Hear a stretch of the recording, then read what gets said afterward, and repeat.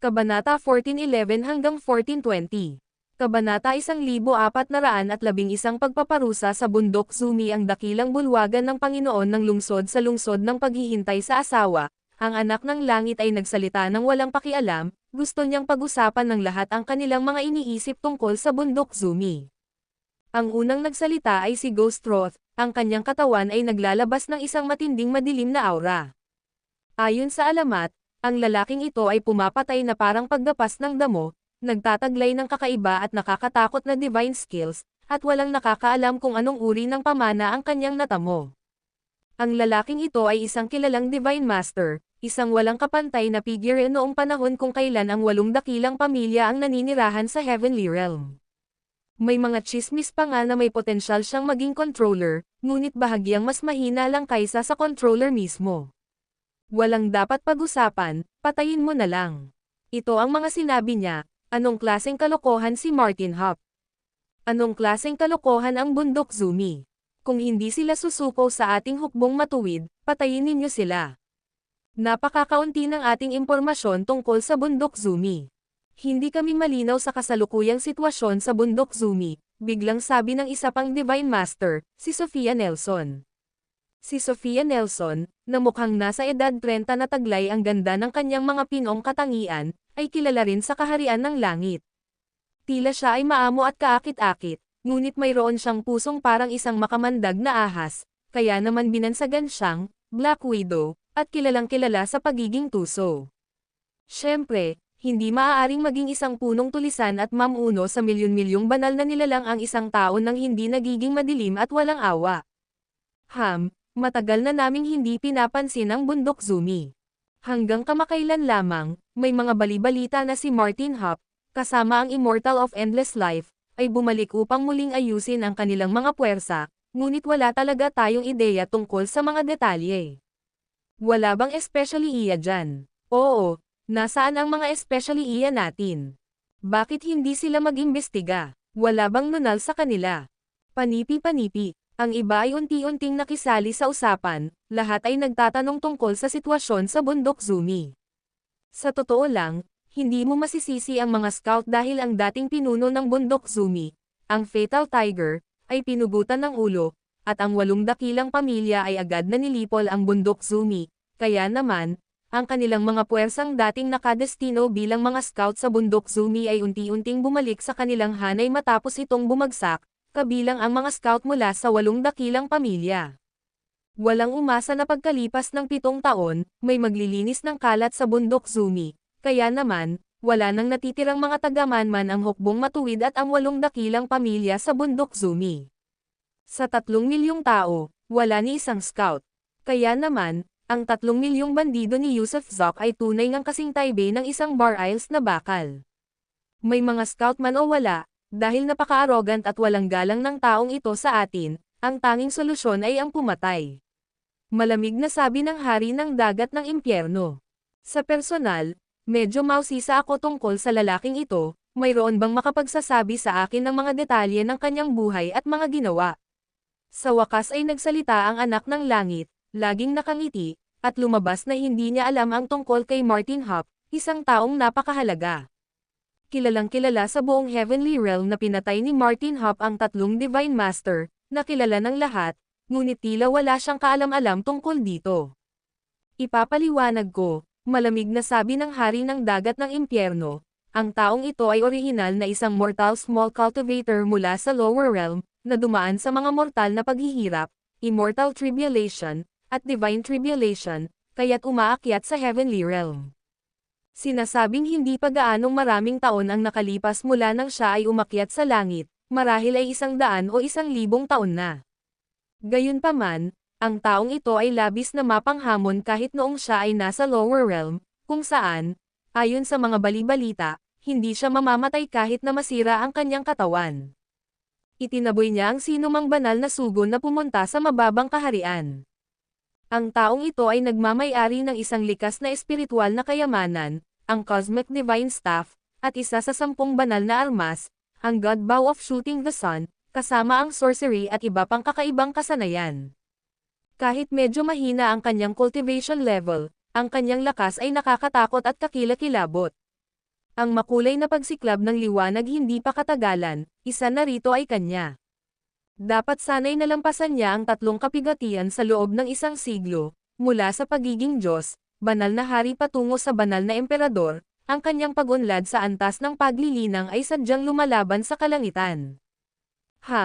Halos ganoon lang. At saka, tila hinahanap niya ang matako na halimaw. Sinabi lahat ng ito ng hari ng dagat ng impyerno, na siyang ibinalita sa kanya ng kanyang think tank na si Laura Parham. Nandito rin si Laura Parham, pero wala sa Great Hall, dahil hindi kwalipikadong makapasok si Laura Parham. Tanging ang mga Superior Divine Master lamang ang maaaring makapasok sa Great Hall. Si Laura ay isang practitioner lamang sa antas na intermediate. Medyo ikinagugulat ko ito, isang tunay na nakakaintrigang karakter. Sabi ng Diyos nang may magiliw na ngiti, pagkatapos ay nagpatuloy, kaya sang-ayon ba kayong lahat na patayin siya? Oo, patayin mo siya. Dapat tayong magpakita ng halimbawa. Kung hindi, kung may lumitaw na bandido na tumangging sumunod sa ating tuntunin, nasaan ang ating prestihiyo? Sa kalaunan ay mapapalitan natin ang 8 mahusay na pamilya, kaya naman, dapat simulan ng maaga ang pagsugpo sa mga bandido. Sa ating pakikibaka laban sa 8 dakilang pamilya, hindi natin lubos na maaaring hayaang palihim na lumitaw ang isang ikatlong puwersa. Binibilang ba siya bilang ikatlong puwersa? Kahit na nakaligtas siya sa magkakasunod na mapaminsalang tribulations, isa pa rin siyang Junior Divine Emperor, hindi ba? Hindi ako naniniwala na ang personal niyang lakas lamang ang tunay na makakapatay sa isang Divine Master. Sa simula, umasa siya sa 2 magic treasures, di ba? Eksakto, kung wala ang 2 dakilang magic treasures, kaya ba niyang patayin ang isang superior divine master? Wala talaga siyang kwenta, kaya hindi siya mahirap kalaban, kaya lang natin magpadala ng mga sundalo para lipulin siya ng walang kahirap-hirap. Pero napakalayo ng layo ng kanyang Hazy Mountain mula rito.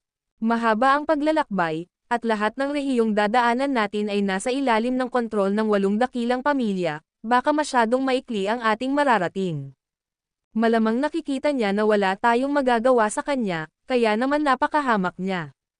Walang tigil ang pagtatalo ng karamihan, pinag-aaralan ang sitwasyon, ngunit walang nag-isip na ang personal na lakas ni Martin Hop ay ganoon kalakas, umaasa lamang siya sa mga mahiwagang kayamanan, mga panlabas na bagay.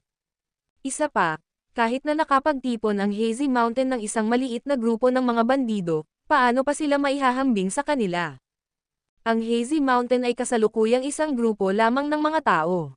Hindi nagmadaling magsalita ang Diyosa, tahimik lamang na nakinig, at unti-unting, habang humihina ang boses ng lahat, biglang nagsalita ang Diyosa, mayroon bang anumang hakbang mula sa 8 dakilang pamilya? Ang mga mamamatay tao ay namamasyal pa rin sa timog silangang lupain, hindi namin matukoy ang kanilang eksaktong kinaroroonan, ngunit tiyak na naghihintay sila ng kanilang oras. Mayroon kaming ilang mga scout na madalas nawawala o napapatay. Ang nagsasalita ay si Mowo, kasalukuyang namamahala sa mga palihim na operasyon para sa Righteous Army, kabilang ang mga pagpatay at pangangalap ng impormasyon. Isantabi muna natin ang 8 dakilang pamilya, dahil hindi pa ito ang pinakamagandang panahon para magsimula ng digmaan. Hihintayin namin ang pagdating ng aking mga tauhan, ngunit dahil nang ahas si Martin Hop na labanan ang ating hukbong matuwid, kakailanganin natin siyang makausap ng seryoso. Ibigay mo ang utos ko.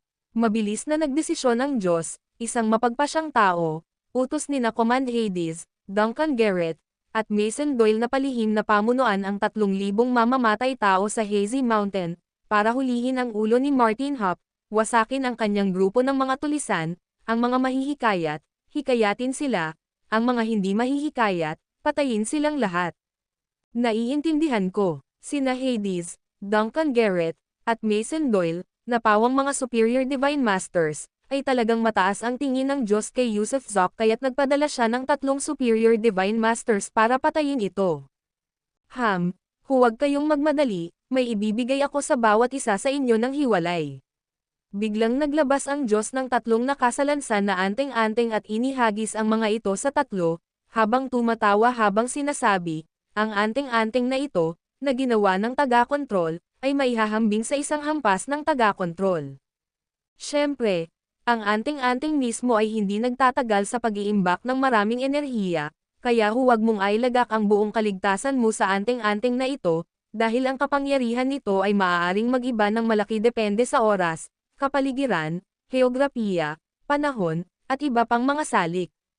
Oo, naiintindihan namin. Tumango ang tatlo, dahil alam ng lahat na ang isang anting-anting ay hindi kasing lakas ng Talisman Refiner mismo. Tulad ng isang anting-anting na ginawa ng isang Superior Divine Master, tiyak na hindi ito kasing lakas ng Superior Divine Master mismo. Ang bisa ng anting-anting ay maliit na bahagi lamang ng banal na kapangyarihan ng Superior Divine Master.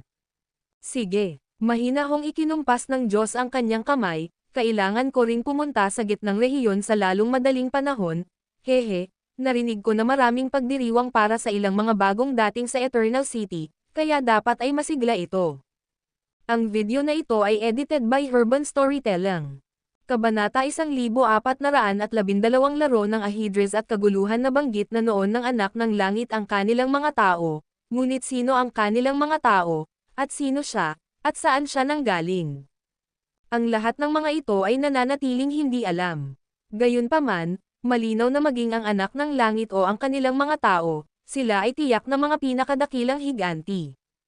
Ang kaguluhan sa Heavenly Realm ay hindi lamang tungkol sa mga bandido, hindi lamang ito tungkol sa mga mamamayang gustong patalsikan ang 8 dakilang pamilya, tila mayroon ding mga puwersa ng ikatlo at ikaapat na partido na kasangkot. Tiyak na umiiral ang mga matuwid na Diyos at masasamang Diyos. Kung ang anak ng langit ay kamag-anak ng mga matuwid na Diyos at masasamang Diyos, iyon ay nananatiling hindi alam. Siyempre, hindi alam ni Yusuf Zok ang pinagmulan ng anak ng langit, ni wala siyang pakialam na malaman. Sa sandaling ito, naglalakbay siya patimog habang nakikinig kay Ginang. Isinalaysay ni Santiago ang pinakahuling impormasyon tungkol sa 8 dakilang pamilya. Hindi magaganap ang kasal sa Nonjo City. Dahil isa itong mass wedding, narinig kong mayroong 20 magkasintahan sa kabuuan, kaya ang lugar ng kasal ay sa Sunset Square sa Eternal City, sabi ni Ginang. Ibinahagi ni Santiago ang bagong nakalap na impormasyon. Gayun din, si Micah Burger ng pamilyang Burger ay hindi magpapakasal sa isang babae mula sa 8 dakilang pamilya kundi sa isang babaeng may apelyidong Lo. Gayunpaman, ang kapatid ni Micah Burger na si Melanie Burger, ang babaeng mahilig sumipsip ng enerhiya ng qigong ng mga tao sa pamamagitan ng evil cultivation method, ay ikakasal sa prinsipe na tagapagmana ng pamilya Schwartz na si Zoe Schwartz. Ang panganay na apo ng pamilya Schwartz, na kilala rin bilang ang mahuhusay na babaeng iyon, ay nakatakdang pakasalan si Mark Watts mula sa pamilya Watts. Teka, ikakasal na rin si Carson Schwartz. Biglang napataas ang kilay ni Yusuf Zok, higit pa ito sa inaasahan niya. Iyan ang sabi ng intelligence. Ano, nagkagusto ka na ba sa batang babaeng may talento na yan? Nagawa mo naman ang gusto mo sa katawan niya noon, hehe, may nangyari ba sa inyong dalawa? Tanong ni Mrs. Humajijek si Santiago. Hindi naman, medyo hindi inaasahan lang. Naalala ni Yusuf Zok ang hitsura ni Mark Watts, isang lalaking magaspang, hanggal at simpleng tao, kaya nga bang gustuhin siyang pakasalan ni Carson Schwartz. Kung gusto mo siya, pagdating ng panahon, agawin mo na lang siya, susuportahan kita, sabi ni Mrs. Tumawa ng mahina si Santiago. Hehe, humajijek lang si Yusuf Zok at hindi sinabing aagawin niya ito, ni hindi rin sinabing hindi niya gagawin. Sa totoo lang, medyo maasim ang pakiramdam niya sa loob, kakaiba ang pakiramdam. Paano masasabing, wala ngang nangyari sa pagitan nila ni Carson Schwartz, pero marami silang pinagdadaanan, at ramdam pa nga niya na may nararamdaman si Carson Schwartz para sa kanya. Kagustuhan ba niya o hindi? Mapait na ngumiti si Yusuf Zok at umiling, habang palihim na nagdedesisyon. Total, kailangan niya pa naman siyang agawin at makipagkita, tapos tatanungin lang siya pagkatapos. Ituloy mo na ang ibang impormasyon. Iniba ni Yusuf Zok ang usapan. Ang isa pang impormasyon ay, karamihan sa mga ikakasal ay hindi pa dumarating, lahat sila ay nasa loob ng altar ng Diyos. Gayun din, sinasabing sa 360 taong pumasok sa altar ng Diyos sa pagkakataong ito, lahat sila ay umangat sa isang ranggo, ang mga banal na hari ay naging mga banal na emperador, at ang mga banal na emperador ay naging mga banal na karangalan. Bukod pa rito, may mga bulong-bulungan na sa magulong panahong ito sa kaharian ng langit, ang 8 dakilang pamilya ay nagsasagawa ng pagpapakasal sa iba't ibang lahi upang magkaisa dahil kailangan nilang magkaisa. Sa kabilang banda, ito ay dahil gumagawa sila ng isang malaking sabwatan, na tina-target ang isang bagay na hindi alam. Anong malaking sabwatan? Tanong ni Yusuf Zok. Paano ko malalaman? Chismis lang yan. Pero hindi naman siguro ikaw ang tina-target nito, di ba? Hindi nila dapat malaman na aagawin mo ang nobya. Mrs. Sabi ni Santiago, maaari kayang tina-target nito ang hukbong matuwid, inaakit sila. Pagsusuri ni Yusuf Zok. Ginang. Umiling si Santiago, malayong mangyari rin iyon, malakas ang hukbong matuwid, pero wala pa rin silang lakas para harapin ng harapan ang 8 dakilang pamilya. Kung maglalakas loob silang pumunta sa walang hanggang lungsod, mamamatay sila. Hindi ako ang tina-target nito, o ang hukbong matuwid, kung gayon, anong sabwatan ang mayroon sila? Posible kayang ito ang maalamat na sinaunang matuwid at masasamang Diyos. Maaaring hindi naman talaga totoo iyan, maaaring may posibilidad ngang ganoon. Ang susunod na piraso ng katalinuhan ay tungkol sa mga matuwid at masasamang Diyos. Tanong ni Ginang. Nagpatuloy sa pagbabasa si Santiago, may mga bali-balita na sa kaharian ng langit, maraming mga pamilyang primera klase. Ang mga sinaunang angkan ay nakipag-ugnayan na sa alinman sa masamang Diyos o sa matuwid na Diyos, na nagiging tagapagsalita ng mga Diyos na ito, o kontrolado nila. Ang mga matuwid at masasamang Diyos ay maaaring bumalik sa kaharian ng langit anumang oras, at ang mga puppet na ito ang malamang na kanilang pangunahing tauhan. Medyo may alam ako tungkol dito. Paggunita ni Yusuf Zok, sa loob ng nayo ng Shepherd, hindi ba't minsan nang tumigil ang tribo ng pamilya Shepherd sa pagsamba sa espiritual na tableta ng masamang Diyos? Nakipag-ugnayan sa kanila ang masamang Diyos, itinaas ang bakas ng 8 dakilang pamilya, at ipinasa rin ang banal na kakayahan at pinagkalooban sila ng banal na kapangyarihan at iba pa. Sa makatuwid, sa mababaw na pananaw, ang angkan ng Shepherd ay basalyo pa rin ng angkan ng Burger, ngunit sa katotohanan, ang angkan ng Shepherd ay mayroon ng rebeldeng puso, laging handang maghintay sa pagbabalik ng masamang Diyos upang palakasin ang angkan ng Shepherd at palitan ang 8 dakilang pamilya. At ang Shepherd clan, tila, ay hindi isang nakahiwalay na kaso, malamang na ang iba pang pangunahing mga clan ay matagal ding nakikipagsabuatan sa parehong matuwid at masasamang mga Diyos. Hindi maaaring hindi napansin ng 8 mahusay na pamilya ang sitwasyong ito, kaya dapat din silang maging handa. At itong malawakang kasalan, sa ganito kalaking lawak, ang mga pamilyang basalyo kasama na ang Shepherd clan, malamang pati ang mga pinuno ng clan ay kailangang pumunta para magdiwang, hindi ba? Total, isa itong engranding kasalan na ginaganap ng pangunahing angkan para sa kanilang panganay na apo at apo, na sama-samang ipinagdiriwang ng 8 dakilang pamilya, kaya walang dahilan ang mga basalyong pamilya para hindi pumunta, at hindi sila mangangahas na hindi pumunta, kung hindi, saan kaya ilalagay ng 8 dakilang pamilya ang kanilang mukha? At kung hindi ka talaga dadalo, ibig sabihin yan ay nagre-rebel ka laban sa akin. Kaya, maaaring kailanganin nga ng 8 dakilang pamilya na targetin ang kanilang mga basalyong angkan, gumawa ng isang nakamamatay na hakbang, tipunin ang mga taong ito upang lipulin silang lahat sa isang iglap, nang walang maiiwan kahit isa, upang maiwasan ang mga gulo sa hinaharap. Ang mga sinaunang Diyos na matuwid at masasama ay babalik sa kaharian ng langit, at hindi lamang ang mga Diyos noong sinaunang panahon. Tiyak na may iba pang mas dakilang mga Diyos na babalik din. Hindi maliit na bagay ang krisis ng 8 dakilang pamilya, kabilang na ang pagharap sa mga rogue forces at pagpatay sa mga henyo at iba pa, lahat ng ito ay kanilang mga preemptive measures. Pinag-isipang mabuti ni Yusuf Zok, at napagtanto na pagdating ng panahon, malamang na magiging masigla ang Eternal City. Ito ay isang estratehikong hakbang sa chess, at pagdating ng panahon, makikita kung ang 8 dakilang pamilya ang mananaig o ang mga sinaunang Diyos. At siya, si Yusuf Zok, ay isang taong hindi masyadong binibigyang pansin ng magkabilang panig, marahil ay itinuturing na walang halaga ng magkabilang panig. Habang mas pinag-iisipan ito ni Yusuf Zok, mas lumilinaw sa kanyang isipan ang kanyang mga iniisip at kilos. Sa gitna ng kabuluhan, ang Cicada, Mantis, at ang Oriole. Ano ba ang iniisip mo? Tanong ni Mrs. Tumingin sa kanya sina Santiago at ang matandang Santiago. Wala naman masyado, iniisip ko lang ang magiging masiglang panahon natin, at saka siguro magpapasaya ng kaunti, hehe. Pilyong humajijek si Yusuf Zok.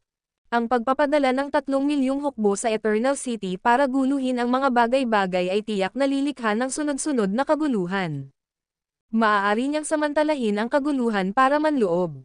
Kuwait. Samantala, habang papalapit ang petsa ng kasal, ang mga pinuno ng angkan ng 8 mahusay na pamilya ay sa wakas ay nanirahan sa Eternal Hall, na sinasabing nagpupulong araw-araw. Bagamat pinalamutian ng maligaya ang Eternal City, ramdam ng lahat ng naninirahan sa Eternal City ang nakakatakot na kapaligiran. Gayunpaman, maraming pamilyang basalyo ang sunod-sunod na pumasok sa Eternal City, kasama ang maraming pinuno ng angkan mula sa mga primera klaseng pamilya, na may kasamang maraming miyembro ng angkan. Ang mga taong ito ay walang nagawa kundi ang pumunta, at napilitan silang pumunta. Bukod dito, ang prinsipe na tagapagmana ng hukbong matuwid sa Timog Silangan ay palihim ding umalis. Nagsama siya ng 3 tao, isa ay si Ghost Roth, ang isa ay si Sofia Nelson, at ang isa pa ay si Mowo. Ang 4, na nakabalat kayo ng marahan na parang naglalakbay para sa paglilibang, ay naglakbay patungo sa walang hanggang lungsod. Ang video na ito ay edited by Urban Storytelling. Kabanata 1413 ang mga celestial beast ay nagbabago sa mga tao walang hanggang lungsod, 3 araw na lang bago ang araw ng engranding kasal. Sa ngayon, sa Eternal Palace, ang 8 dakilang pinuno ng angkan ay nakasuot ng kanilang pinakamarangyang damit. Bukod sa 8 ito, mayroon ding isang taong may suot na gininto ang korona. Ang taong iyon ay walang iba kundi ang City Lord ng Eternal City, na inihalal mismo ng 8 dakilang pamilya. Ang posisyon bilang Panginoon ng lungsod ng walang hanggang lungsod ay hindi maaaring hawakan ni Newman, nangangailangan ito ng lubos na pagsang-ayon mula sa 8 dakilang pamilya, at ang individual na ito ay hindi kabilang sa kahit anong angkan bilang isang basalyo. Ang apelyido ng City Lord sa compound ay Matt, at ang kanyang pangalan ay Matt Graham. May mga bulong-bulungan na hindi lamang nagmumungkahi ng nagliliyab na apoy ang kanyang pangalan, kundi pati na rin ang kanyang ugali ay parang nagliliyab na apoy, na nagtatago sa loob niya ng mahigit 12 pinakapambihirang apoy sa mundo. Ang lalaking ito ay lubos na tapat sa 8 dakilang pamilya. Nitong nakaraang taon, nitong mga nakaraang 2 buwan na ito nasaksihan ang pinakamaraming eksperto na nakarating sa lungsod. Sa aming paunang bilang, mayroong mahigit 300 powerhouse ng Divine Lord Realm, kabilang ang ilang Superior Divine Masters. Lahat ng pinuno ng angkan mula sa 108 angkan ay dumating na at naninirahan sa kani-kanilang mga hiwalay na tirahan. Mukhang dumating na rin ang pinuno ng mga bandido mula sa Timog Silangang Lupain, ngunit ang eksaktong mga galaw niya ay hindi makontrol. Walang bakas ng mga Thunderbolt beads. Pumasok ng palihim ang ating mga iskot sa lungga ng mga bandido sa Timog Silangan at iniulat na ang anak ng langit na ito ay hindi nagmula sa kaharian ng langit, ni tila hindi siya tagapagsalita ng mga puwersa ng mabuti at masama. Sa kabaligtaran, lumalabas na siya ay nagmula sa dagat silangang. Prangkang nagsasalita si Matt Graham, kapantay niya ang 8 dakilang pinuno ng angkan. Ang dagat silangang. Nabahala ang 8 dakilang pinuno ng angkan, at nagsalita si Jordan Berger sa mabigat na tono, maaari kayang ang mga celestial beast. Hindi naman siguro. Binalot ng takot si Nelson Torres habang humihinga siya ng malalim. Kung ang mga celestial beast nga yan, magiging problema yan.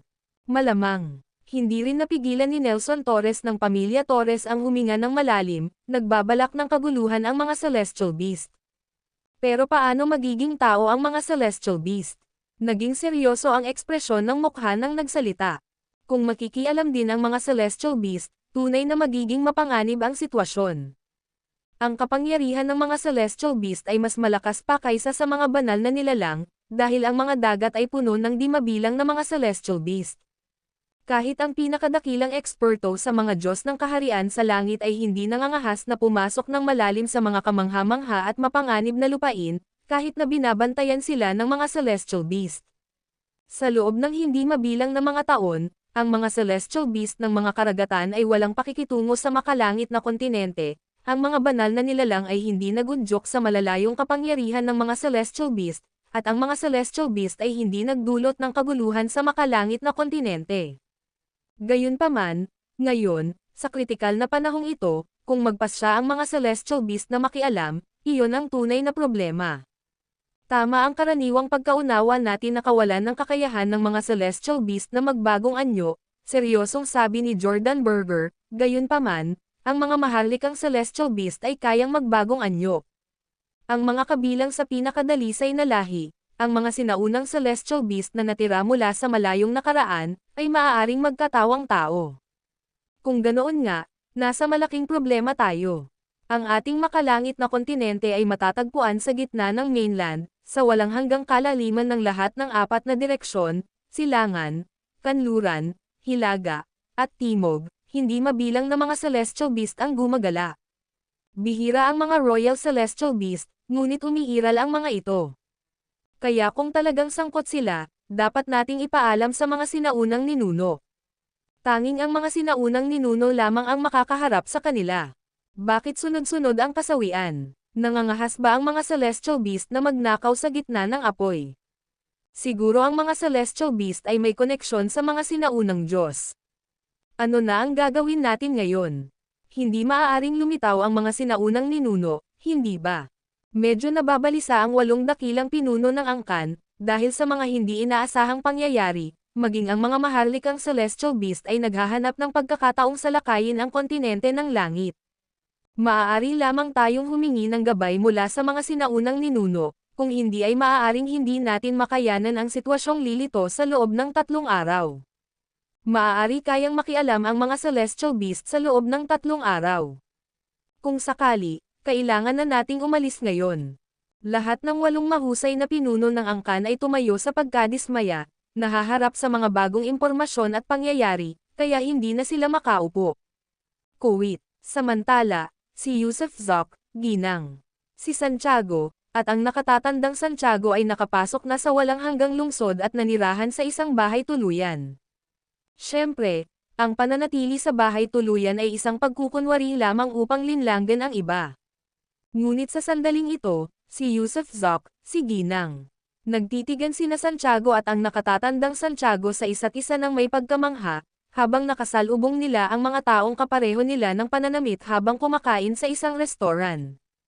Isang batang Panginoon, kasama ang 3 figure na nakasuot ng itim na roba at ang mga mukha ay natatakpan ng itim na tela, na naglalabas ng isang malakas na aura.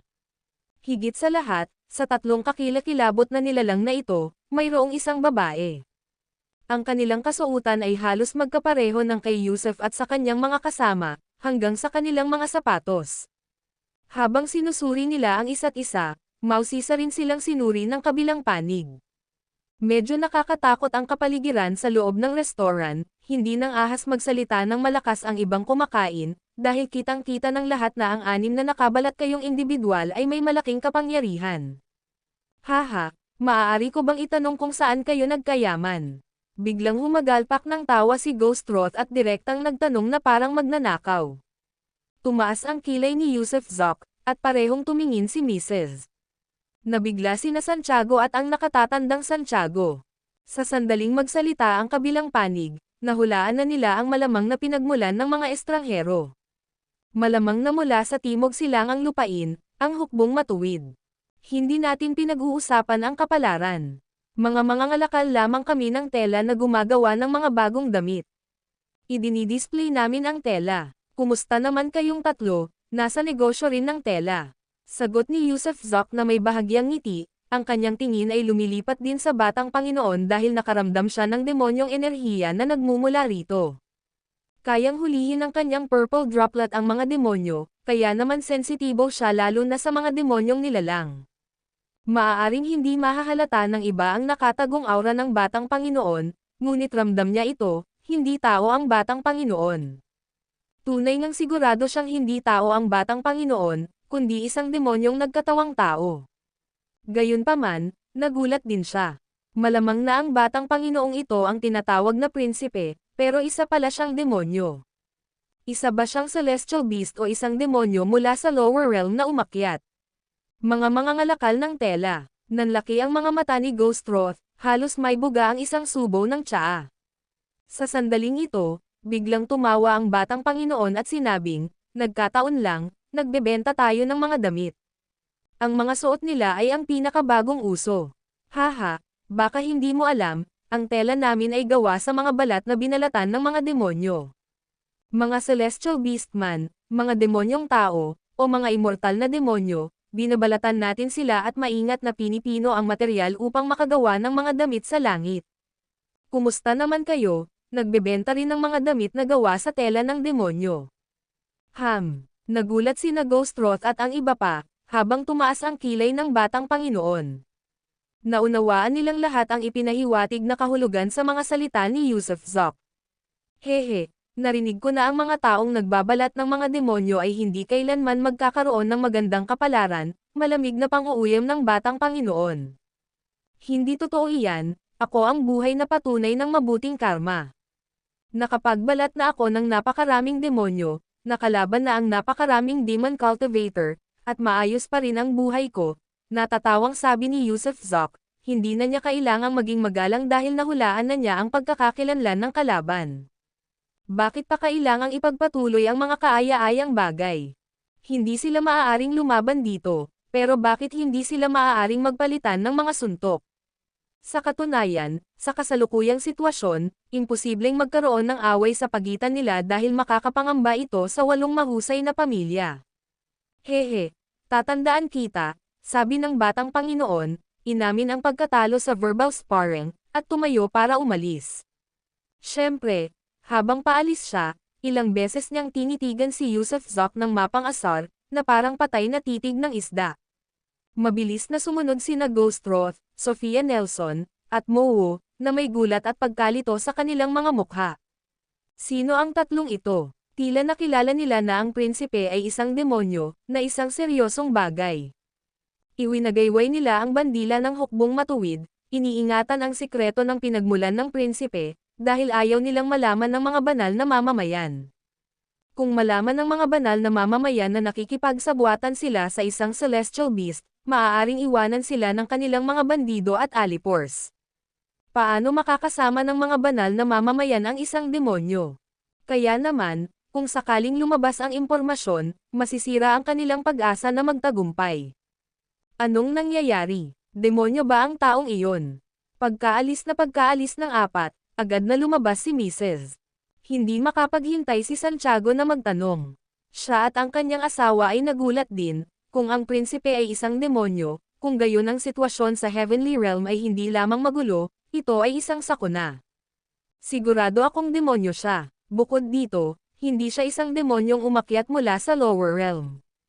Taglay niya ang diwa ng isang celestial beast, isa siyang celestial beast sa anyong tao.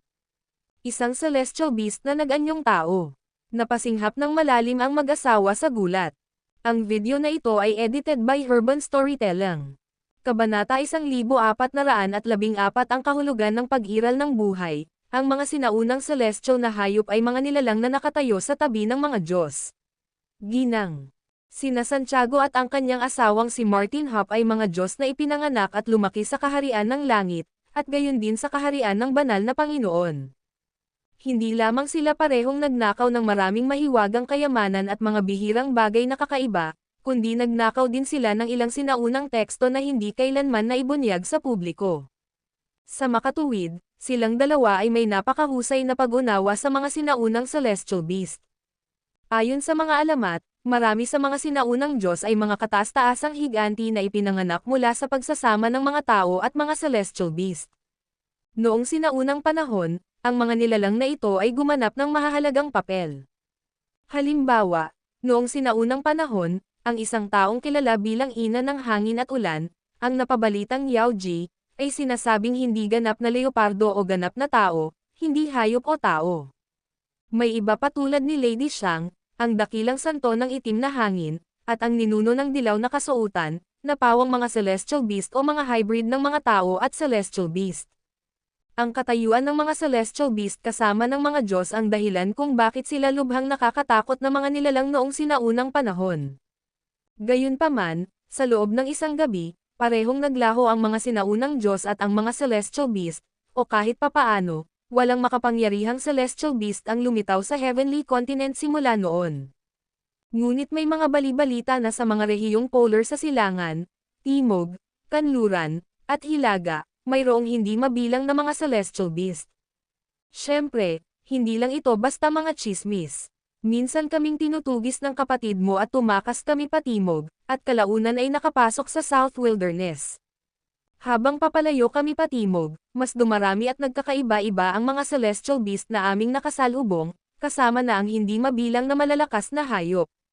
Hanggang ngayon, wala pang kahit isang tao sa Heavenly Realm ang nakakapag-explore ng malalim sa mga polar region, dahil alam ng lahat na mayroong hindi mabilang na celestial beast doon na kasing lakas ng mga nilalang sa Dignity Realm.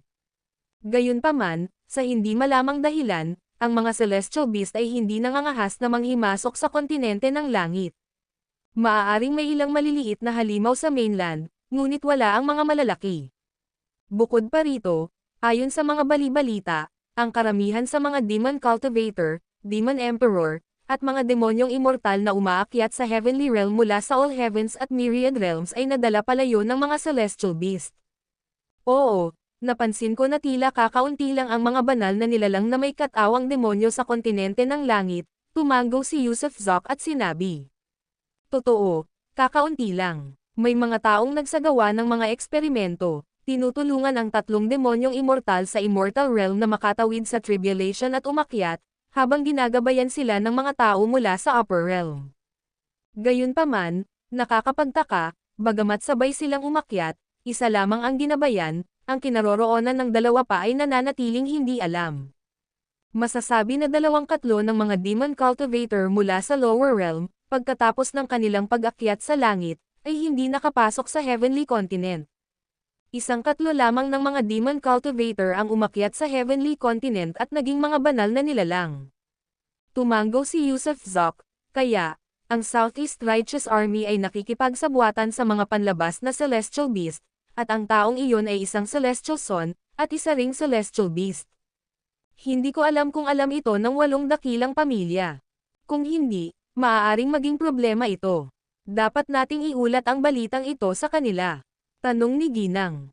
Sinabi ni Santiago, kung ang mga celestial beast ang magdudulot ng kaguluhan, nasa panganib ang ating makalangit na kontinente.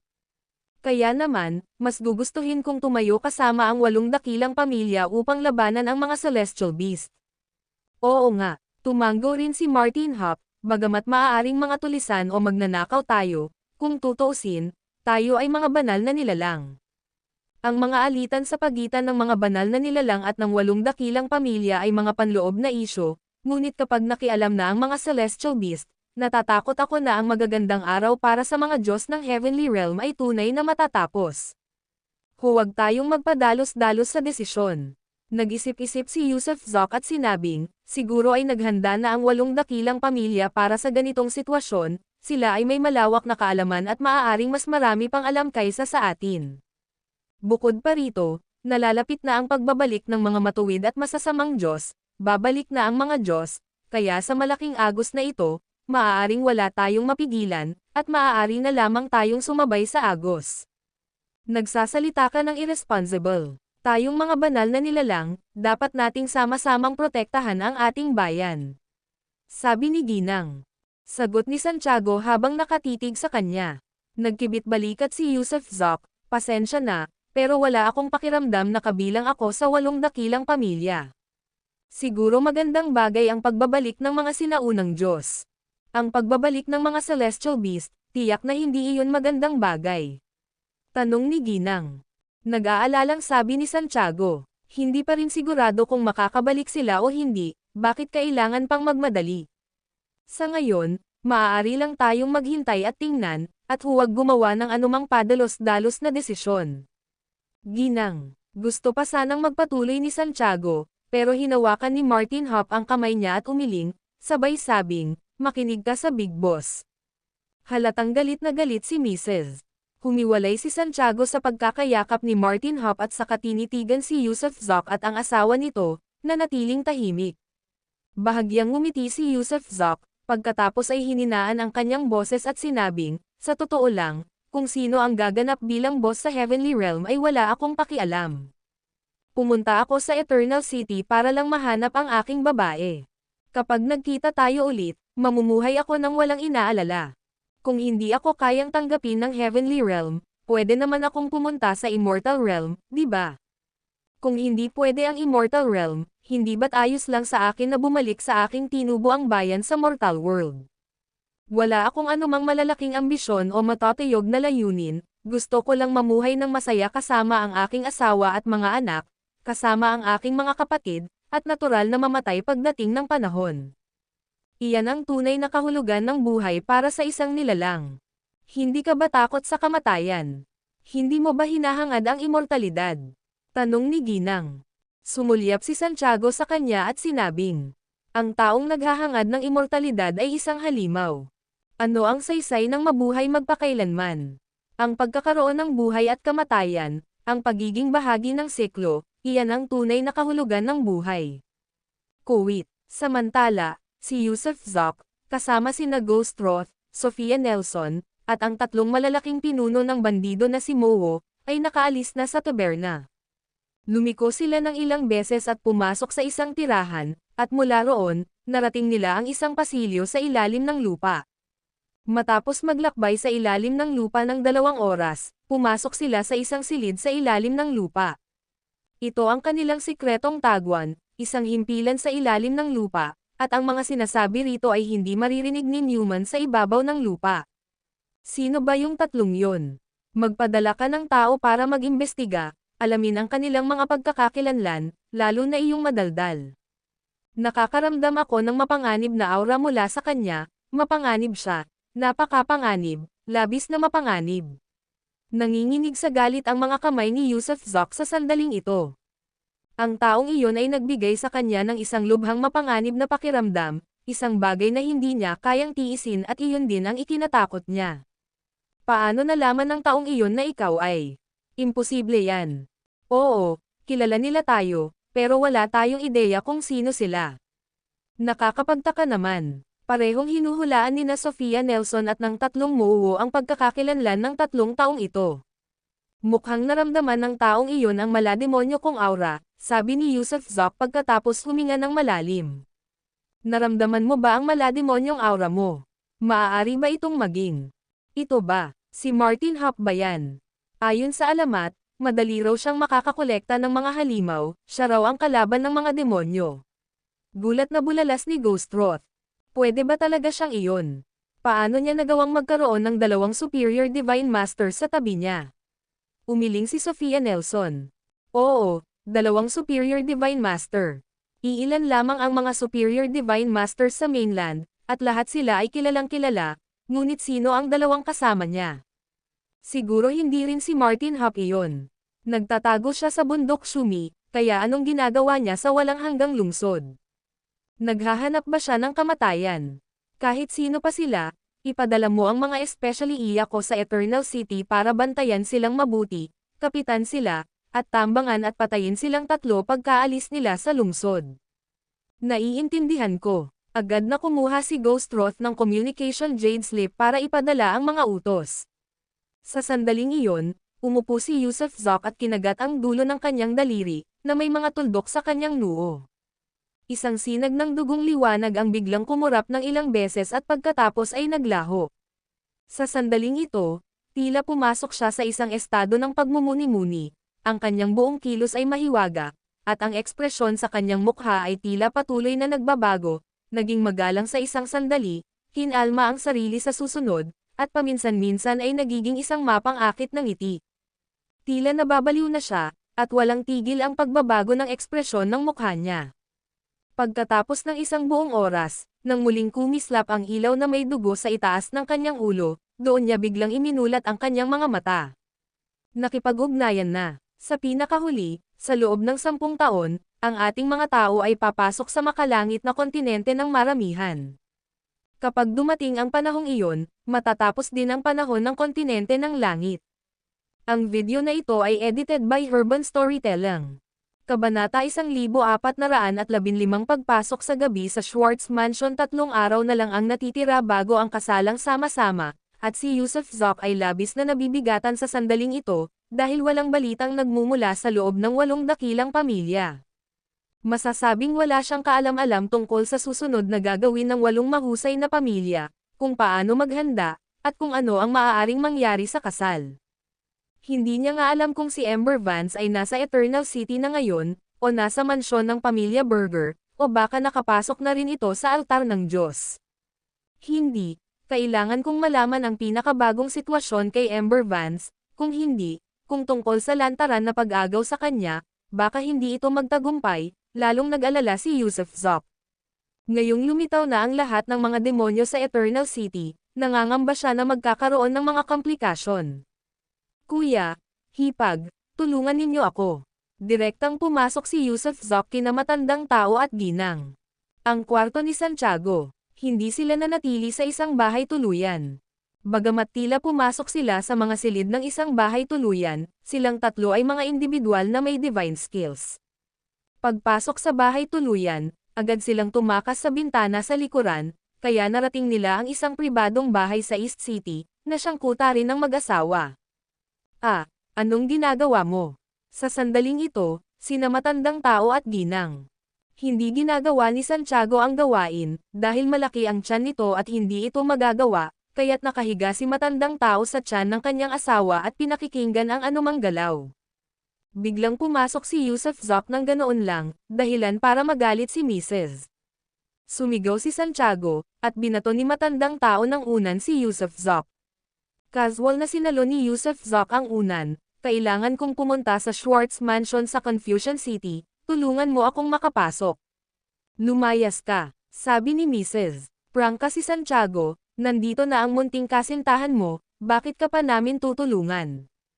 Para sa isang seryosong bagay ito, giit ni Yusuf Zok, habang naninigas ang leeg, si Carson Schwartz ay isa ng Superior Divine Master, kaya dapat alam niya ang mga pangunahing sikreto ng 8 dakilang pamilya. Iimbestigahan ko siya para sa ilang impormasyon. Ang dahilan kung bakit hindi bumalik si Yusuf Zok sa Notjo City ay dahil walang silbi para sa kanya ang pumasok sa tirahan ng pamilya Berger, hindi niya maaaring makipagkita sa mga nakatatandang opisyal, kaya wala siyang matutuklasan. Sa kabaligtaran, kung makakausap niya si Carson Schwartz, maaaring may mapapala siya. Si Carson Schwartz ay kilala bilang matalinong bituin ng pamilya Schwartz, at sinasabing hindi matutuloy ang mga pagpupulong ng angkan kung wala siya. Sa makatuwid, naniniwala siyang kinakailangang maunawaan ang ilang sitwasyon mula kay Carson Schwartz. Kahit papaano, dapat niyang malaman kung ano ang plano ng 8 mahusay na pamilya sa loob ng 3 araw, kaya dapat niyang ihanda at agawin ang tao at tumakbo pagdating ng oras. Hinding-hindi ka makapasok, sabi ni Ginang. Agad na ikinumpas ni Santiago ang kanyang mga kamay, ang mukha ay puno ng inis. Kuya, tulungan mo naman ako. Kapag ipinanganak na ang pamangkin ko, papakainin ko siya ng Dew of Creation araw-araw, ha? Para mapabilis ang kanyang paglaki, para maging isang master, ay lalaan ko sa kanya ang lahat ng aking kakayahan, pagmamakaawa ni Yusuf Zok kay matandang tao. Gayunpaman, bago pa makapagsalita si matandang tao, si Ginang. Biglang tumalon pababa si Santiago, gulat na napasigaw, kasundo ang ginawa mo lang iyan, walang otres, kung may otres man, sana'y walang butas sa puwitan ang mga anak nila. Salita ng isang Ginoo, kasenbilis ng isang kabayong puro ang lahi. May katiyakang pahayag ni Yusuf Zok. Ikaw, isang Ginoo, hilahin mo yung isa, sabi ni Mrs. Tinitigan siya ni Santiago, namula ng alanganin si Yusuf Zok, maaaring maituring siyang hindi maginoo sa paningin ng iba, ngunit matagal na siyang kaysa ng magkasintahang ito. Ayos, hindi naman mahirap makapasok sa Schwartz Mansion. Dito ka lang tumira kasama ang hipag mo, protektahan mo siyang mabuti. Babalik ako sa loob ng 4 na oras. Natukso rin si matandang tao sa sandaling ito. Batid na alam niya ang mga mahimalang katangian ng hamog ng paglikha, at ngayong ipinangako ito sa kanila ni Yusuf Zok, ang kanilang anak ay maaaring pakainin ng walang limitasyong hamog ng paglikha pagkatapos ipanganak. Ang ganda naman ng deal, paano siya hindi papayag? Teka, paano kung wala ang munting kasintahan mo sa Schwartz Mansion? Tanong ni Mrs. Biglang tanong ni Santiago. Oo, paano kung nasa Eternal City siya, wala sa Confusion City? Tanong din ni Old Tao. Nag-isip sandali si Yusuf Zok, ikakasal na siya sa loob ng 3 araw, bilang isang nobya, hindi siya dapat pumunta ng mas maaga, hindi ba? Malamang ay darating siya kasama ang iba pang mga bagong kasal sa oras na iyon. May katuturan iyan, asawa ko, pero mag-ingat ka, sabi ni Mrs. Tumanggaw si Santiago at sinabing, makakaasa kayo, ang mga amo mula sa 8 dakilang pamilya ay nasa Eternal City na ngayon, na nangangahulugang ang depensa sa Schwartz Mansion ay dapat na medyo mahina, sabi ni Mr. Santiago habang naglalakad palabas ng patio. Hindi rin lumabas ng kwarto si Yusuf Zok. Sa halip, siya mismo ang nagsalin ng isang tasa ng mainit na tubig para kay Ginang. Santiago at sinabing, ate, sa loob ng 3 araw, hindi na ninyo kailangang kumilos ng kapatid ko. Gayunpaman, kakailanganin mo akong maghanap ng daan para makatakas ako. Naaalala mo pa rin ba na nagmamalasakit ka sa kapatid mo, di ba? Tanong ni Mrs. Napatawa si Santiago nang hindi makapaniwala. Dahil sa laki ng tiyan mo, kahit na maaaring hindi ako naging maalalahanin noon, dapat kong isipin ang kaligtasan ng pamangkin ko. Basta't ligtas kayo ng kapatid ko, at pati na rin ang pamangkin ko sa tuhod, sapat na iyon. Hindi ka maaaring magdusa ng pagkalugi dahil sa akin. May konsensya ka naman siguro. Nang marinig ang mga salita ni Yusuf Zok, biglang bumangon si Ginang. Natuwa si Santiago at binigyan siya nito ng makahulugang tingin. Pagkatapos ay ngumiti siyang muli at sinabing, huwag kang mag-alala, napag-usapan na namin ito ng kapatid mo at napagdesisyonan naming ibigay sa iyo ang daanan para makatakas na inihanda namin kanina ng libre. Kahit walang daan patungo sa langit at walang pinto patungo sa lupa, makakalabas ka pa rin ng lungsod sa pamamagitan ng aming daanan. Sige, pero kailangan mong umalis ng lungsod ng maaga. Hinala ko na sa loob ng 3 araw, magkakaroon ng kaguluhan sa Eternal City. Ang 8 dakilang pamilya ay tiyak na may nakatagong motibo, at kung maglalakas loob silang magpadala ng isang tao, nangangahulugan ito na handa na sila. At saka, huwag ninyong kalimutan na mayroon silang 8 mahusay na controller, at ngayon ay nariyan si Landon Torres. Dahil pinamunuan nila ang Heavenly Realm sa loob ng maraming taon kasama ang hindi mabilang na mga talento at bayani, hindi nila maaaring mapagkaitan ang kanilang mga plano. Kung gayon, ano ang mga partikular mong plano? Diretso ka bang manggagupit o ano? Kailan mo palalayain ang 3 milyong bandido mo? Tanong ni Ginang. Santiago at G. Walang kaalam-alam si Santiago tungkol sa plano ni Yusuf Zok, ang alam lang niya ay may balak itong kunin na babae mula sa pamilyang Burger na may apelyidong Vance, ngunit wala silang nakuhang anumang impormasyon tungkol dito. Napangiti si Yusuf Zok ng alanganin, sa totoo lang, medyo mapusok ako, at naniniwala akong walang kwenta ang lahat ng sabuatan at panlilinlang sa harap ng lubos na kapangyarihan, kaya sa pagkakataong ito ay plano kong magnakaw ng hayagan. Siyempre, hindi naman ibig sabihin noon ay isang direktang sagupaan. Maraming paraan para lantaran na magnanakaw, tulad ng pamumuhay ng parang parasito sa katawan ni Micah Burger, o paghahalo sa karamihan at iba pa. Dakpin mo ang babae ko sa kritikal na sandali at tumakbo ka na lang. Kung gayon, mag-ingat ka rin. Kami lang ng kapatid mo ang makakatulong sa'yo para makatakas. Sa kalagayan ko ngayon, hindi ako makakalaban, dahil makakaapekto ito sa pagbubuntis ko. Alam ko, Yusuf Zok at Ginang. Nagsalita si Santiago ng buong 4 na oras. Pagkatapos ng 4 na oras, si Mr. Pumasok ng palihim si Santiago sa silid na parang multo, nang walang imak. Tapos na, narito ang mapa. Gayunpaman, patungo lamang ito sa likurang bundok ng Schwartz Mansion dahil ang ilalim ng lupa ng kanilang patio ay may mga restriction, na hindi ko nang ahas na hawakan, kaya makapasok ka lamang sa Schwartz Mansion mula sa kanilang likurang bundok. Tanong ni Mr.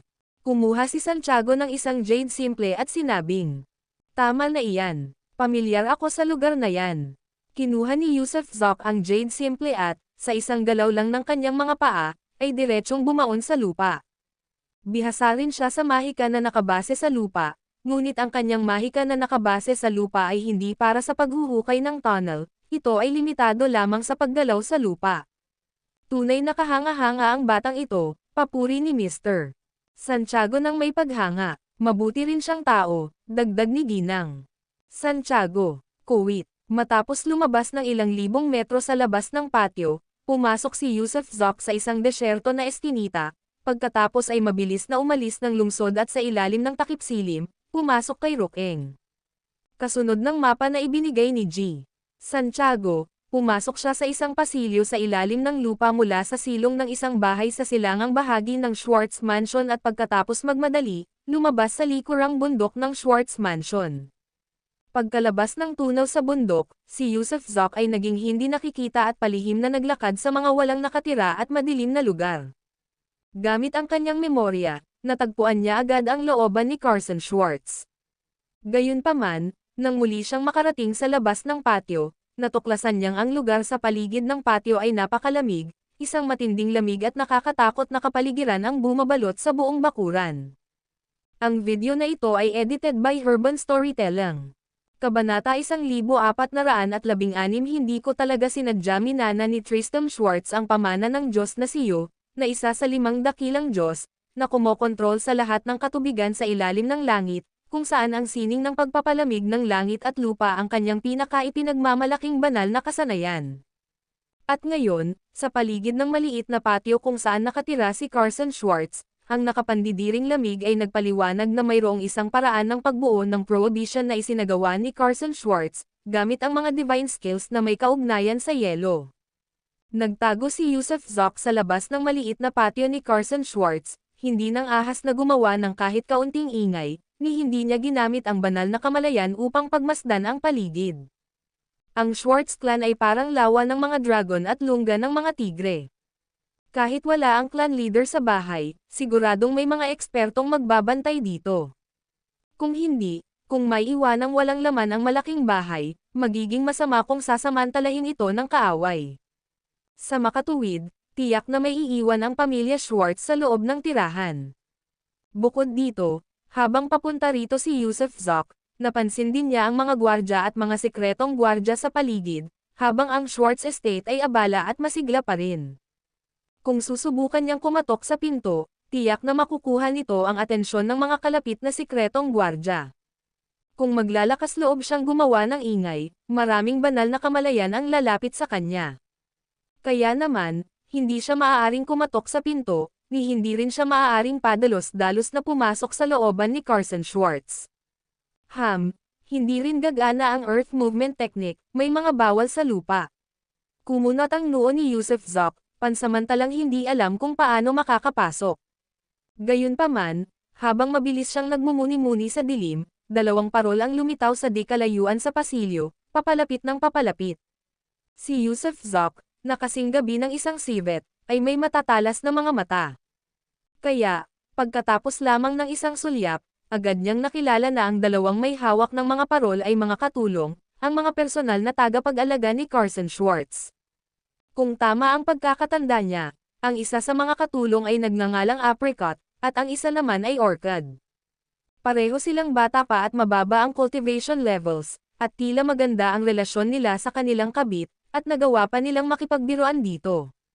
Nang makita ang 2 katulong na ito, biglang nabigyan ng inspirasyon si Yusuf Zoc, mabilis na dumampot ng isang maliit na bato mula sa lupa, at hinintay na lumapit ang 2 katulong.